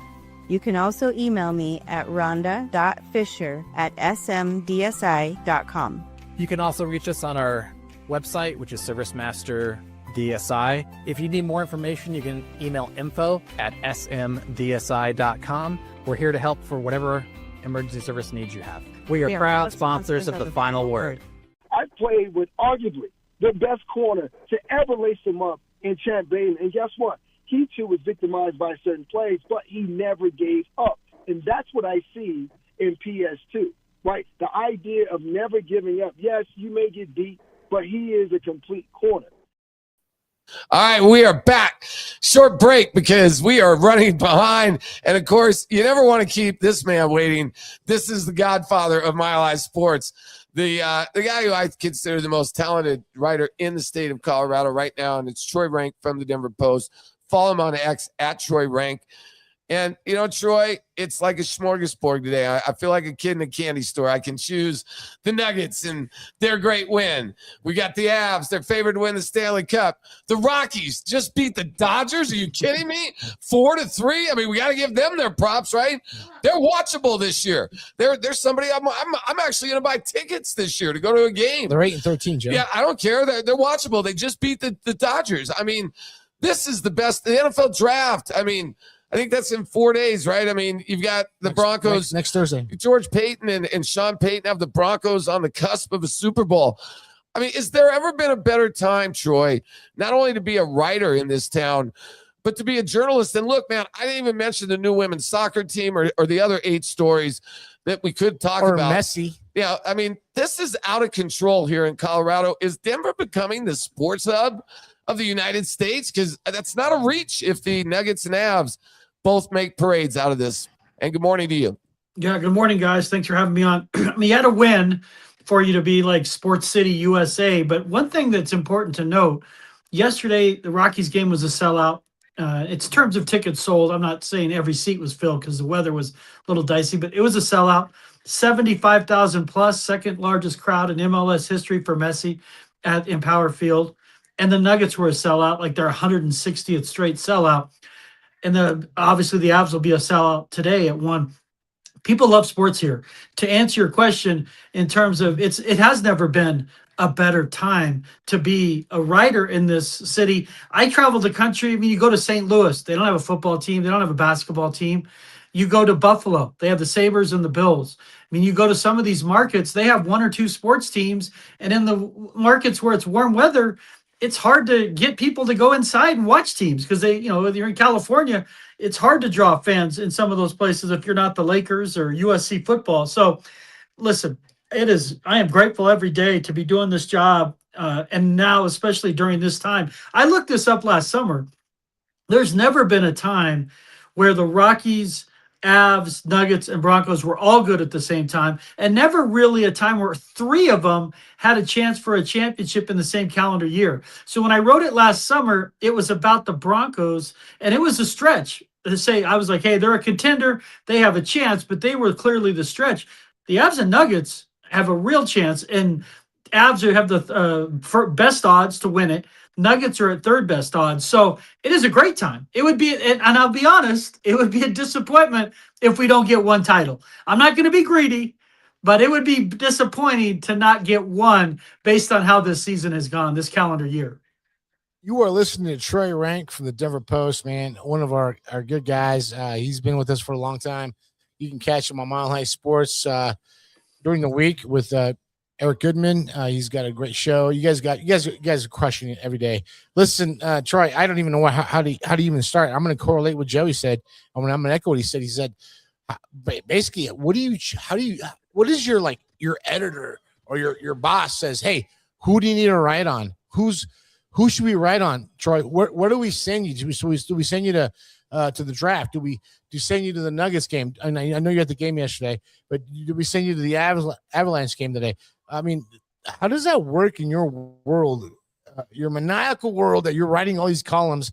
How does it take precedence? Like who's number 1, who's number 2, number 3, and then at that point you and I think Keller. Is it Keller? Sean Keeler. You guys divide and conquer, right? How does that work, man? I want to know that. Yeah, when I first started at the Post in 2001, we had 34 people in the sports department. Now we have 8. So you have to really you have to plan out everything well because you've got to maximize your resources. And with the number of people we have on staff, I think we do an amazing job, not just because I'm working there, but I think we do an amazing job covering everything given our much smaller numbers than obviously 20, 25 years ago. But how we do it is playoffs take precedent. And then what you like to do is develop continuity. So the last few years, I've started out on the basketball playoffs. Sean Keeler starts out on the hockey playoffs. I don't know if that will continue through the second round. In the past, it did, where I just stayed with Nuggets until they were eliminated. And my first 2 years back at the Post, both teams have been gone in the second round. So Sean stayed with hockey. I stayed with hoops. I don't know if we will do that again. It doesn't really matter to me. There's such fun things to write about. if I'm writing Nuggets playing the Spurs, if it ends up being like, because the freaking Stars got smoked yesterday, boys. But if it's, Avs, Stars, hard to beat that. But then I won't travel to the first two Timberwolves games because of the draft. And the draft is different this year, obviously, with the Broncos not having a first round pick, but the interest in the draft is still enormous. And so I'll be back here to cover the draft Thursday, Friday, Saturday, certainly Friday, Saturday when they're on the board at 62. So we just have to plan it out. And we try to have continuity, Alex, because when you stay with a series, for instance, in basketball, the storylines develop, you get a feel for it. It's harder. I mean, as a columnist, if you were like, Sean did in basketball, and then we switched like every other game because you feel like you're parachuting in. And sometimes on deadline, the idea that you've been at every game or watched every game, it makes it much easier to write on deadline because you have this kind of institutional knowledge of what's happened in a series. And so I like that. I like sticking with a series because it makes you understand the characters better, the plot, the storyline. It's much easier, in my opinion, to cover if you stick with one series at a time. Well, let me just say this. You just led me to my little insider information bit that I'm going to give to you about the draft. I think there's a logjam at cornerback with Barron, Moss, McMillan, and Surtain. I mean, these are just my natural thoughts. I don't have any leads on this. This is Joe Rico, plain analyst. No Diana Rossini? No, although she's a friend. So anyway, so at She's the not end of my the day, friend. I don't know her well, but she's very, very nice to me. No, she's Yeah, nice to me. I met her twice. Very nice to me too. Anyway, the bottom line is Very, very nice to me. Bottom line is, at the end of the day, I want to know what you think, that if it's possible that either Moss or Barron get moved and that they pick up draft capital. I see they're going to make a move. I don't buy into this. I think these guys want to get Eli Stowers from Vanderbilt or a guy like that, the guy Max Clare from Ohio State. I don't think either of those guys will be there at 62. And I think these guys are positioning because I think they feel like they're just a couple players away. And I feel they have the right to feel that. Where are you at with the possibility of one of the corners possibly being moved for extra draft capital so they can move up the board? I like where your head's at. I would be surprised if they move Moss because they've invested so much in him, and you'd have to think Barron's ready. And the problem with moving Barron is, he didn't show much last year, and so you'd be selling low. But they do have depth there. There's no question, and it's very easy, if you squint to see next year Moss moves on and they keep Barron and move him outside. But that's a place they could trade from. Jonah Ellis moving inside. Is that a place during the draft if somebody wants a pass rusher and says, we'll give you, a pick for Ellis and it allows them to package and move up? They typically don't move up into the first, but they move around from the second round on, moving up and down. So what you're saying, Joe, is certainly on the table. I do think Eli Stowers would be available at 62 because he's so unique in the fact that he's a flex tight end who doesn't really block. The problem with Stowers is I don't know if he contributes this year because he would play behind Ingram and they seem so determined to run the ball. I would see Stowers in year 2 as like a Jimmy Graham type for Sean Payton. And Sean Payton would probably be calling plays again then because Davis Webb has moved on to be a head coach somewhere. But I like where your head's at. I do think they need another tight end. My guy, if Jadarian Price is on the board from Notre Dame, I'm blowing out my hamstrings running up and turning that card to get him at 62 because he would be a part-time starter this year and he would likely be the starter the following season. And that's what it's a nuanced thing because when you look at it, there's really no clear opening for a starter on this team other than Savion Jones replacing John Franklin Myers. Every position is kind of accounted for, but Price would push for snaps. Stowers might. I just don't know. After the way they used Ingram, I don't have a lot of confidence that Stowers would get a lot of snaps over Troutman. But you're right on it that they're only a couple players away. And that's why when they were making no moves in free agency, we were all like, what is going on? Like, you're right there and you're going to make no moves. But Waddle helped. No doubt he makes them much more dynamic, but I'd be all for making a move up and adding. What about Jacob Gonzalez? Do you like him Jacob Rodriguez? I'd love him. From Texas Tech. I also like Mike Anderson, the running back who ran I think he had a 4.32 at the combine. I believe he is he out of New Mexico? Anderson, the running back. Mike Washington from Arkansas. Darius Yeah, Arkansas, right? yeah, he's a big guy That's the who's guy that I fast. thought would be a guy that they might look at in the second round as well. Yeah, Jonah Coleman from Washington, as he'd be a little later round pick. I would be surprised if they don't draft a tight end and a running back in this draft. I would be very surprised. And listen, the second, third, fourth round, that's the sweet spot for George Payton. When you start looking at Nick Benito at 64, Quinn Miners was a third rounder, Jonathan Cooper was a seventh rounder.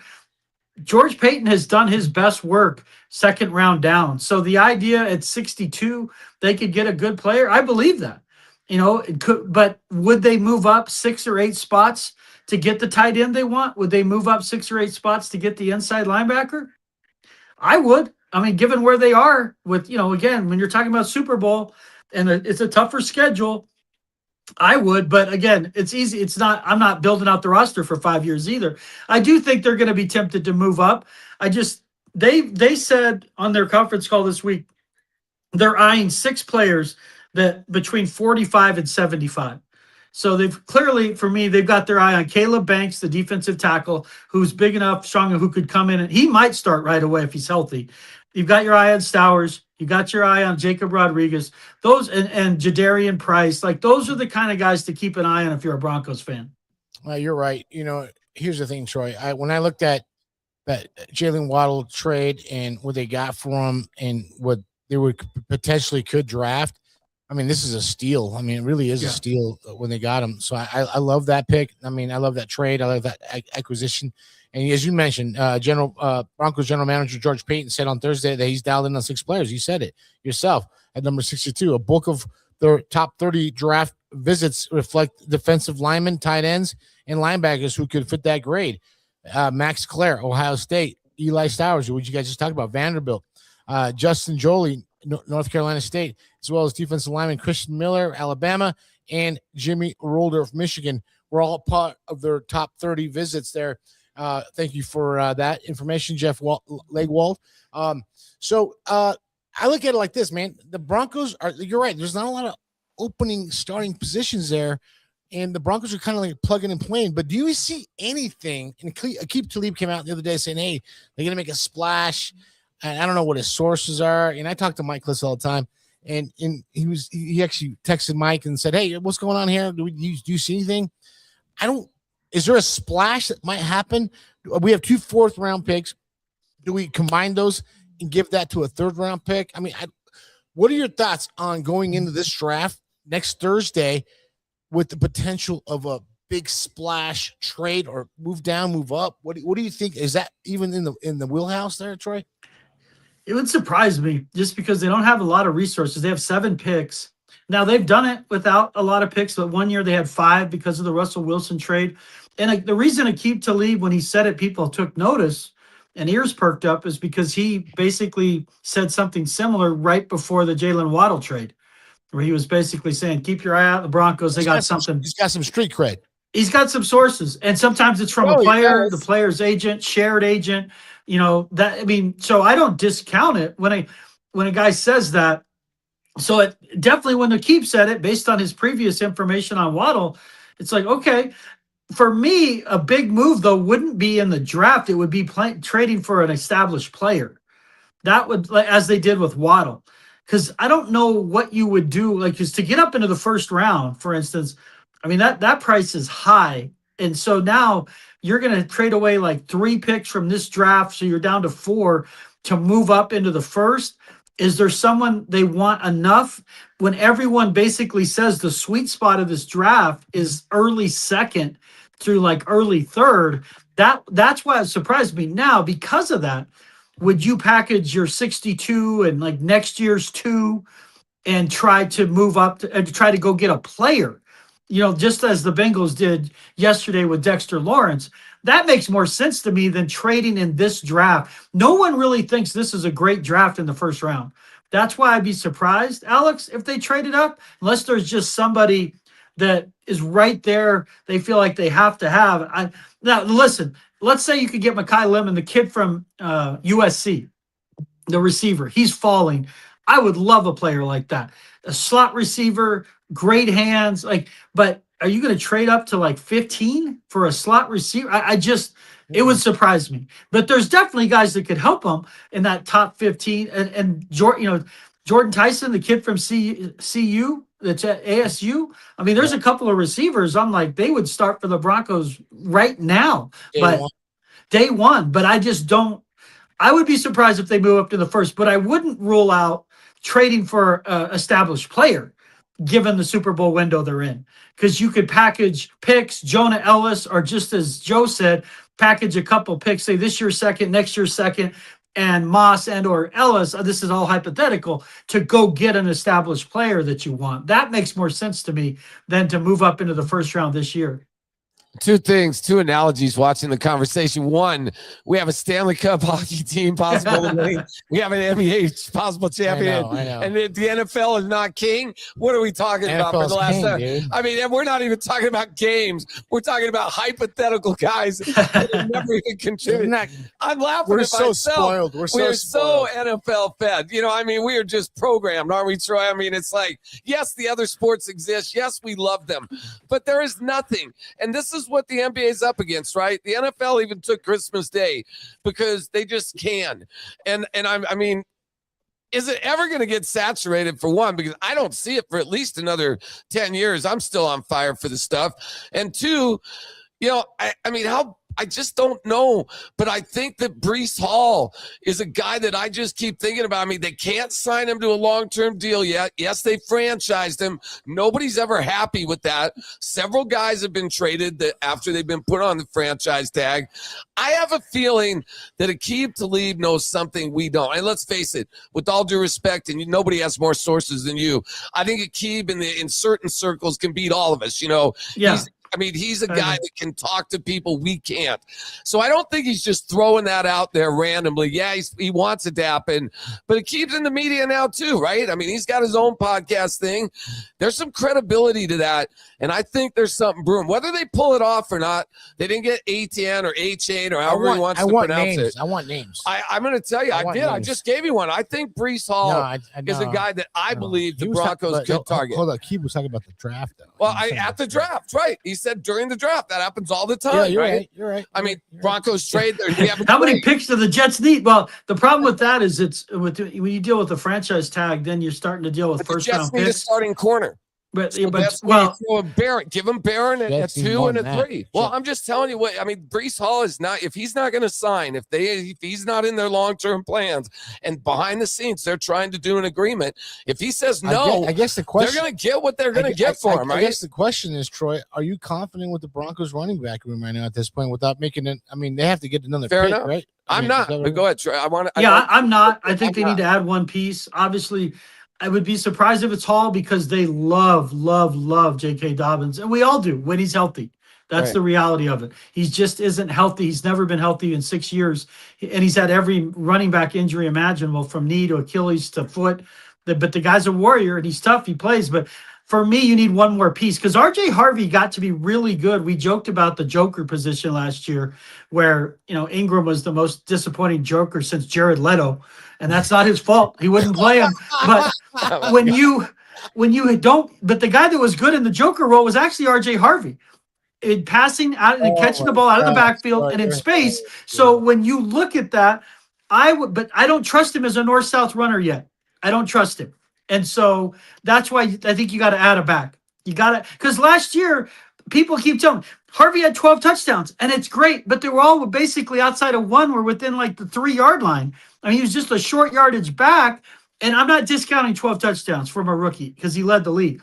But when they needed him and he started 9 games, he averaged 3.27 yards a carry. Yeah, you can't hit that. That's not a starting running back in the NFL. He's got to run north and south. Right. Jadarian Price, the reason I like him, he does run north and south. He's insanely fast, and he also can play on special teams. Yep. So if he's not playing right away, he can play on special teams for you. So, that's probably the reason he won't be available at 62 as well. But you asked me, am I comfortable with where they are in the running back room? I'm not. I think they need to add at least one more body. And they did it last year with Dobbins in June. So I will exercise patience there. It's not like when we were mad that they're not doing anything.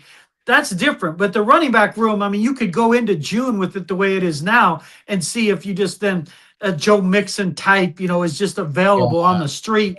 That's something they could address that later. I don't know that. I mean, Hall, just the price is enormous. I don't know. I mean, once they missed out on Travis Etienne, it felt like they were just like, okay, we're bringing Dobbins back and we're going to draft a guy. All right. With the 62nd pick in the NFL draft, general manager Troy Rank selects for the Denver Broncos Caleb Banks, defensive tackle, Florida. I like it. I like it. All right, man. Last one for me.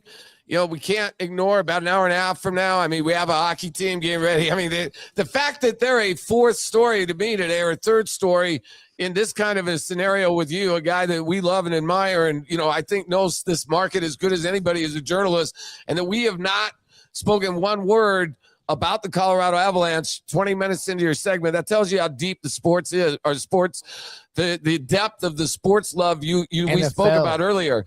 NFL King, but also we haven't gotten to 4 other stories, including a baseball team that I think is finally turning a corner. So for the Avalanche, as we go off, just a 1 minute spiel about your thoughts on this series against the LA Kings. I mean, it looks like on paper a gentleman's sweep type thing, but boy, these NHL goaltenders can make everything. I mean, if there's any sport that other than baseball where I think a hot pitcher can kind of do that, but a hot pitcher only pitches once every 5 days.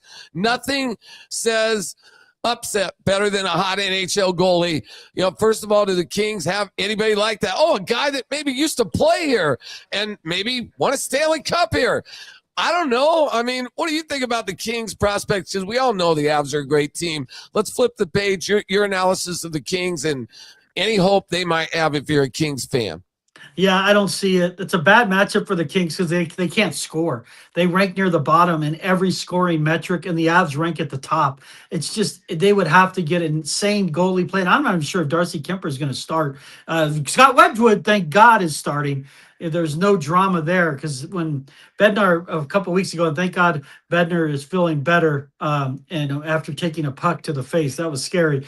But they've announced that Scott Wedgwood's starting. There's just, for me, the Kings might get one game. They don't have a chance in this series. They don't have a chance in this series. And John from Channel 9 had this line, and I'll steal it from him. Jared Bednar just has to keep the black eyes on the prize because this is the year. It's all set up for them to make a run. If Wedgwood plays anything like he played during the season, they're winning the Stanley Cup. It's just that, because that kind of goalie play with the ability to score, there's just no team that can match that right now. As for the Nuggets, they're gonna probably go 5 or 6 with Minnesota. That was a great game yesterday. And please stop crying wolf, Chris Finch. My word, he's acting like Jamal Murray's SGA. The guy gets a fair whistle one time and he's all of a sudden a flopper. Give me a break. I get it. You're trying to get into the refs' heads, but stop already. Yeah. But yes, both these teams should advance. Nuggets have a tougher road against the T-Wolves. This is just a series for the Avs to work up a sweat to get ready for likely the Stars if the Stars figure it out. Yep. Hey, let's circle back to the Avalanche. Jared Bednar, if they don't win the cup this year, Troy, is he out? I don't think he's out on that scenario. If they were to somehow get upset in the first round, I don't think he could survive that. If they lost to the Stars again in the second round, I think he would be in trouble. But if they got to the Western Conference Finals and lost, which would be a huge disappointment, I think he's safe. Based on the way they think of him internally, I think he's safe. But I mean, I get email all the time that, man, if they get knocked out early, are they going to go after David Carl? And it's like, whew, I mean, David Carl's got it going on at DU. 3 championships in 6 years. Yeah, I mean, you talk about dynasty. And they do it under every circumstance. But I don't think he would be fired if they don't win the cup, Alex. I do think if they lose in the first couple rounds, it could get really greasy for him. All right, Troy, you know what, man? Thanks for always getting greasy for everyone here at Mile High Sports, man. You do all the dirty work. You're at all the games for us. I mean, you're almost a cheat code for us. All we got to do is follow you, turn on Twitter, turn on the X machines. Yeah, maybe, man. I mean, I don't think Troy wants that attention, but I'll say this. You don't want that smoke. It is so, you don't want those flowers. So enjoyable to have you on. We really appreciate you, and thank you for all you do for Colorado sports. You really do. I hope that we get to celebrate at some point. I'm with you. I think I'd feel cheated if we didn't get at least one parade. I mean, look, I don't know who it'll be, but sometime in the next 12 months. And the other thing is, man, if we could just get by next year a 500 baseball team. I'm not even asking for the playoffs. Hey, Joe, know this number to be encouraged. It's baby steps. Very little baby steps. Gerber steps, little baby steps. Well, they're 9 and 13. But listen, or 9 and 14. I think they're 8 and 13. Last year, this season, they opened up 8 and 37. All right. Oh my so God. Baby steps. They're improving. All right, man. Hey, I'm not gonna in any way. I'm not gonna poop on was this. That like July? Today. Was that like July? Hey, a victory over the Dodgers. Hold on, man. This is a celebrate. This is a holiday for me. We have beat to celebrate the Dodgers. That. The Colorado Rockies beat the Los Angeles Dodgers. Yeah. I don't care whether it's April. Was Ohtani playing last night? Yes, he did play. I believe he was 1 for 4. Right. I mean, look, man, look, if these guys want to be kicked all day long when they're junk, let's give them a little kudos when they beat the world champions and when they're interesting and when I'm watched. And let's say this, with any type of good relief pitching, they'd be above 500. They have blown 4 or 5 surefire victories late in games that that's going to be the challenge, right? I think the culture change starts with learning how to win one-run baseball games, because over a major league calendar, there's probably, I'd say 75 of the games are going to be 1-run, 2-run games. Those late innings. The Dodgers must have went out on Friday night in Lodo and got hammered. It's very possible, but we'll take it. I don't care. I hope they got hammered again tomorrow or last night too, because I'd like to see the Dodgers or the Rockies take a series victory today. An Avalanche win and a Rockies win, and I'm going to finish my bottle of Suavecito tequila. All right, there we go. You heard it first, honey. Get ready. We're going to have no dinner tonight. Hey, I promise you, baby. Hey, right on, Troy. No dinner. Seriously, Troy, right on, man. Thank you for always providing the most in-depth analysis. You have a pulse on the city, man, and when that nobody else has. And if they don't know, now you know, man. Troy Rank, follow him. Joe, where can they follow him, Joe? Well, you can just go at Troy Rank. And I mean, honestly, it's so easy. And you know what, Troy? I'm going to say this. I believe it's R-E-N-C-K, right? Yep, R-E-N-C-K. Right. Look, and here it is. Didn't the Broncos ownership buy into the Rockies, which they did? Shane, that's a whole nother story for Troy for another day. Shane's like 2 weeks ago, man. He doesn't know. Listen, man, let me just say this, Troy. We had like 4 or 5 questions for you in the chat. We're not going to do that. But maybe we'll throw one in next week. We don't want to insult your intelligence. Hey, no. We'll throw one in next week or something. Maybe we'll let one of the listeners do it. We'll redo one of their Ask Troy or something. Build a segment. Ask Troy. Hey, there you go.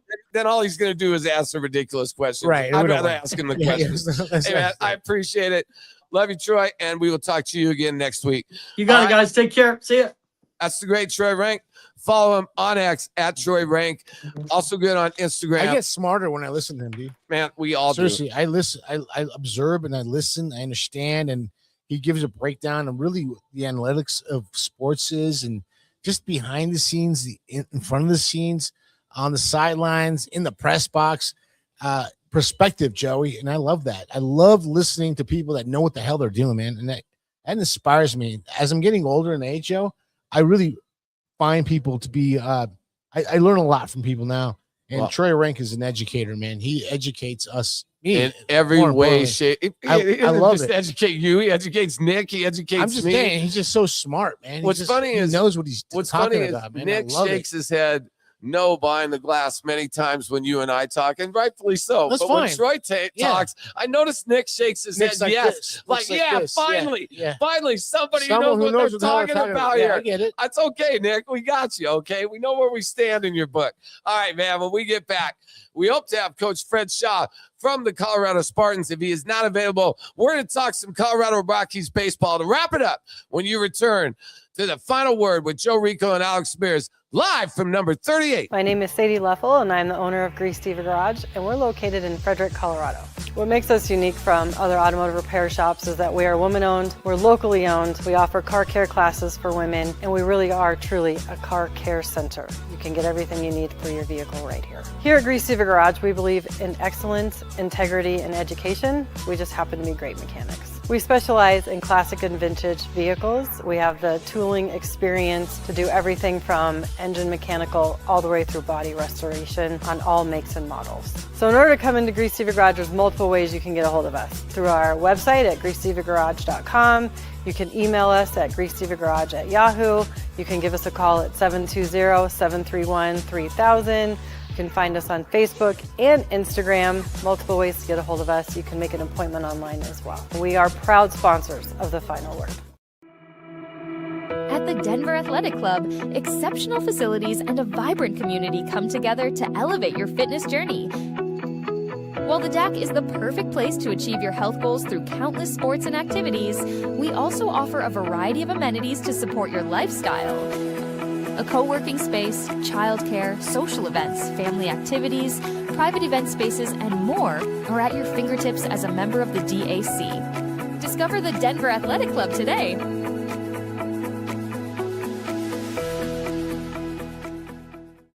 We are ServiceMaster DSI, and we're located in Aurora, Colorado, off of I-70 in Chambers. My name is Rhonda Fisher. I am the Business Development Manager for ServiceMaster DSI. My name is Jason Catlett. I am the branch manager for ServiceMaster DSI. We specialize in disaster restoration, including water, fire, mold, biohazard, trauma cleanup. Company is included as a GC, so we can do the mitigation and then the full repairs on the job for you. At ServiceMaster DSI, we help our customers on their worst day. No one ever plans to have a flood or a fire or water damage, and we help restore their lives back to pre-loss condition. We handle both residential and commercial losses. We service all of the Front Range, including up north to Fort Collins, down south to Colorado Springs. We go up into the mountains into Georgetown. We go out to Windsor, Fort Morgan. We're one of the largest franchises in the United States. We pride ourselves in having our technicians be IICRC certified. You can reach us here at ServiceMaster DSI at 800-954-9444, or you can call me directly at 720-602-8677. You can also email me at rhonda.fisher@smdsi.com. You can also reach us on our website, which is ServiceMaster DSI. If you need more information, you can email info@smdsi.com. We're here to help for whatever emergency service needs you have. We are proud sponsors of the Final Word. My name is Anthony with Plunge Plus Plumbing. We've been in business for 16 years. We service from Longmont to Castle Rock and everywhere in between. We specialize in service work, underground sewers, water heaters, drain cleaning, faucet repair. If it's in your home, we fix it. We also ensure that our customer service is top-notch and customer satisfaction is our utmost priority. Our motto is honest service, honest price. We're not going to sell you a bunch of stuff that you don't need or that you don't want. We'll just take care of the issue at hand and be on our way. Most of the time we can get there same day. If you need plumbing, give us a shout. 720-434-5832. Or you can reach us on our website at plungeplus.com. We are proud sponsors of the Final Word. Golf season is here, and Denver Golf Passes make it easier than ever to play.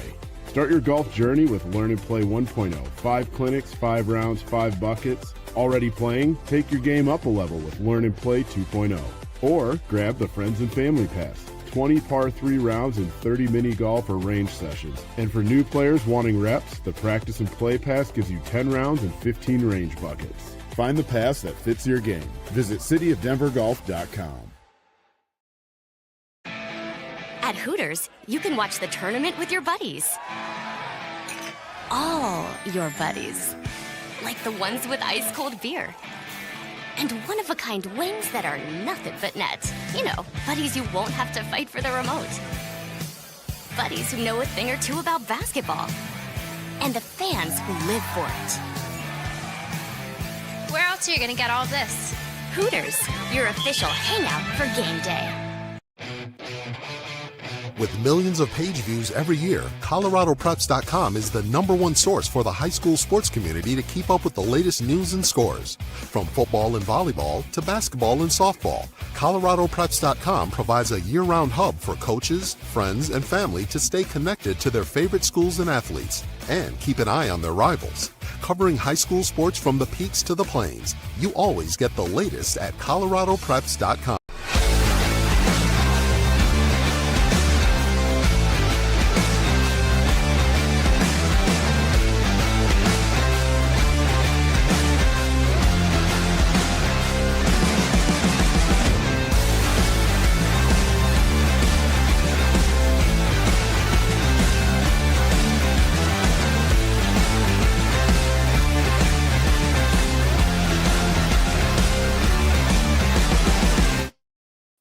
All right, we are back. Joe Rico, Alex Mears, live here from the Final Word, live here on the Final Word, live from number 38. What a great show it has been, and we cap it off with the owner of the victorious Colorado Spartans. The cherry on our top of the Sunday, Joey. Absolutely, our man, Tony Thompson from the Colorado Spartans. And Tony, man, 2 in a row. Congratulations. Really good effort by everybody involved yesterday over. And I feel it's fair to say the Omaha Beef are kind of a rival team. Yeah. This is, heated rival over the last few years. It was a big win, and you got a desperate Beef team who played a really good football game themselves. I thought it was 2 teams that are really headed in the right direction, but the Spartans, thank goodness, came out victorious, and a great effort by our player of the game, Javin Kilgo, who's a guy who came in under some very adverse circumstances, replacing Paxton Lynch. And boy, he sure looked the part of a big-time NAL quarterback last night. Kudos to Coach Fred Shaw and you guys and yourself. Tell everybody a little bit about this guy, because, man, he has really come to the rescue over the past couple weeks. Yeah, no, well, I appreciate you guys having me on. The thing that's cool about Javin, and we got to do a live segment with him. We got to get him there to see you guys. You guys could interview him. But the way we how do we say change up the offense a little bit is we have a ton of playmakers around him. So just like the NFL, right? If you have a quarterback that goes down and then you got another guy that needs to hop into the mix, even if he's got NFL experience with another team, hey, we need you ready in 2-3 days. So what we did right away was all the short, let's get it out of his hand, timing routes, and just he has a good enough ball placement where he knows it's 1-2, get it out, and if it's anything longer than that, go ahead and take off. But we have heck of playmakers around him. Bizette Woodley, you can throw anything up to him, he's going to catch it. If it hits Woodley's hands, he's going to catch it. And then you got Steve Newbold, who's just, again, the most dangerous weapon in arena football. That guy is hard to stop. And then Alexis Rosario, one guy's not going to bring him down. He's going to make somebody miss. And then to show the depth, Breon Michael, which I actually heard last night, he said, hey, my last name's not Michelle, it's Michael. I apologize, Breon. I thought it was Michelle this whole time as well. But Breon Michael, that guy has NFL experience, and he's technically 4th on our depth chart. So we said, hey, with Javin Kilgo, what we need to do is we need to get the ball to all the playmakers, let them do what they do. And you saw it last night. There was a lot of missed tackles by the other team and a lot of broken tackles. And heck, if we're double coverage, throw it up to Woodley, we're still going to catch that thing. So we love Javin because his ability just to come in, he's an instant leader. He's got some charisma about him. The guys like him. And so having somebody like that has played some arena football, that helps tremendously too, so there's not a deer in the headlights.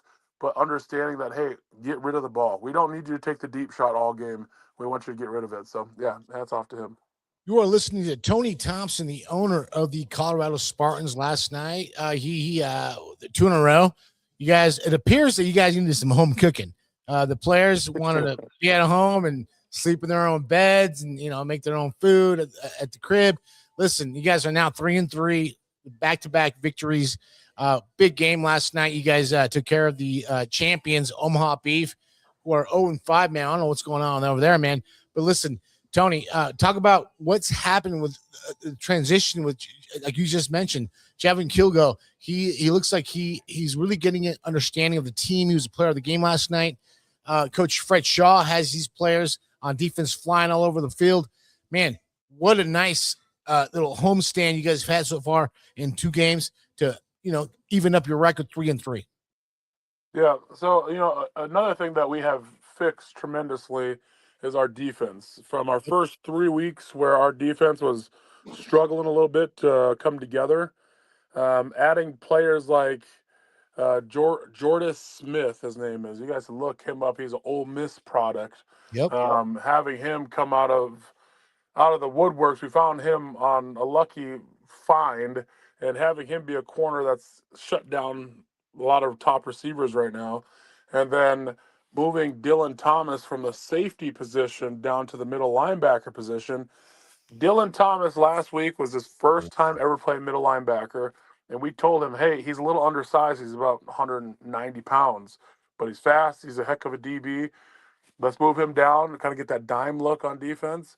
And the first week he does it, what does he do? He goes, gets 2 interceptions. One of those was a pick six. He's a National Arena League Player of the Week.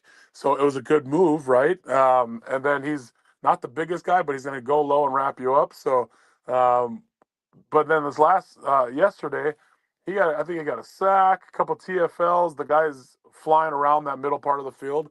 So that has helped tremendously on the defensive side of things. And he's a Northern Illinois product, and his defensive coordinator was an old teammate of mine at South Dakota State. And I said, hey, what you know about Dylan Thomas? And he said the guy is the best thing around. So I think that this guy has amazing technique. So I got to give a lot of shout out to Dylan Thomas for stepping into a role that he accepted it. He right away said, hey, can you play middle linebacker? He said, shit, sorry to say it, but he's like, yeah, I'll go. I'll go. Yeah, I'll go. I'll go play middle linebacker. I'm not afraid of that. So he goes and steps in that role. But now what that does, guys, is that defensively, you're talking about transitioning and the change.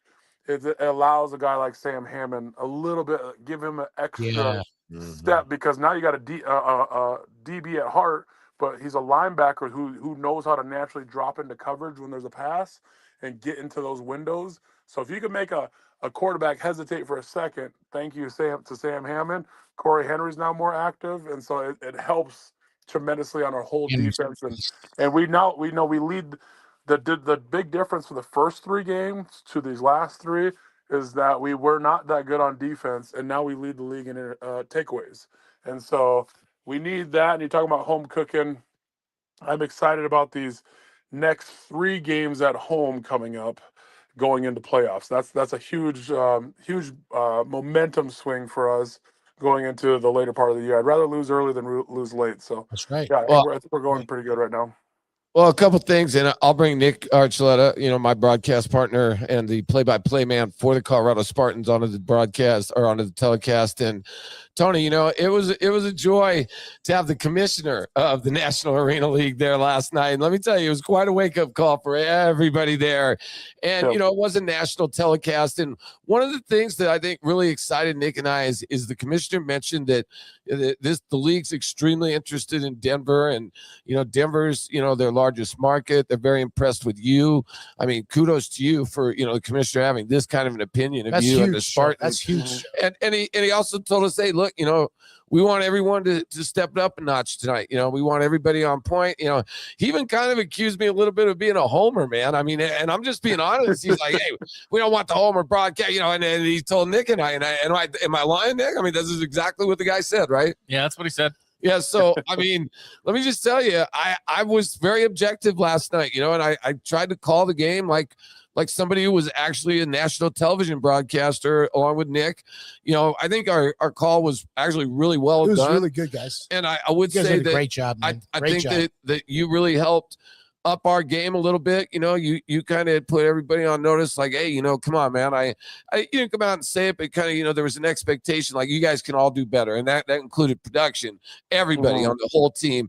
And I thought that the Spartans, everybody really elevated their game over week 1. Not just the broadcast team. I think everybody did a really good job last night. Kudos to you, and give some shout outs to everybody who's been part of the turnaround so far and the production. Yeah, and you know what I'll say is that what people, you guys talk sports, and I get it, and what people don't realize, and I think fans think they realize what goes on behind the curtain, you can say, but there's so much work that goes into just setting up the field. That's a whole week's production, and then you got the media, the stream, the broadcast, the play-by-play, knowing people's names, know when to say stuff. There's people counting you down because it's a nationally broadcast game, which is awesome. And we were the game of the week in the country, which I'm proud to say of that.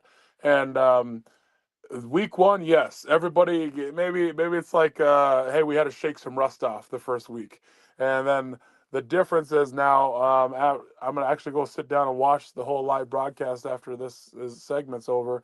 And I can already tell you, the other owners, they said in a group thread, "Hey, good job, Colorado," and like one of the new expansion company teams said, "We got to up our game after watching Colorado." So I think that that's awesome to get that little head nod from all the other owners as well. So I know I'm going to be pleased with what I see on TV when I go watch the broadcast myself. But yeah, you guys are extremely professional. I just want the world to understand there's a ton that goes into this, and we're not a massive company like some of the other sports teams in the city. So it really is.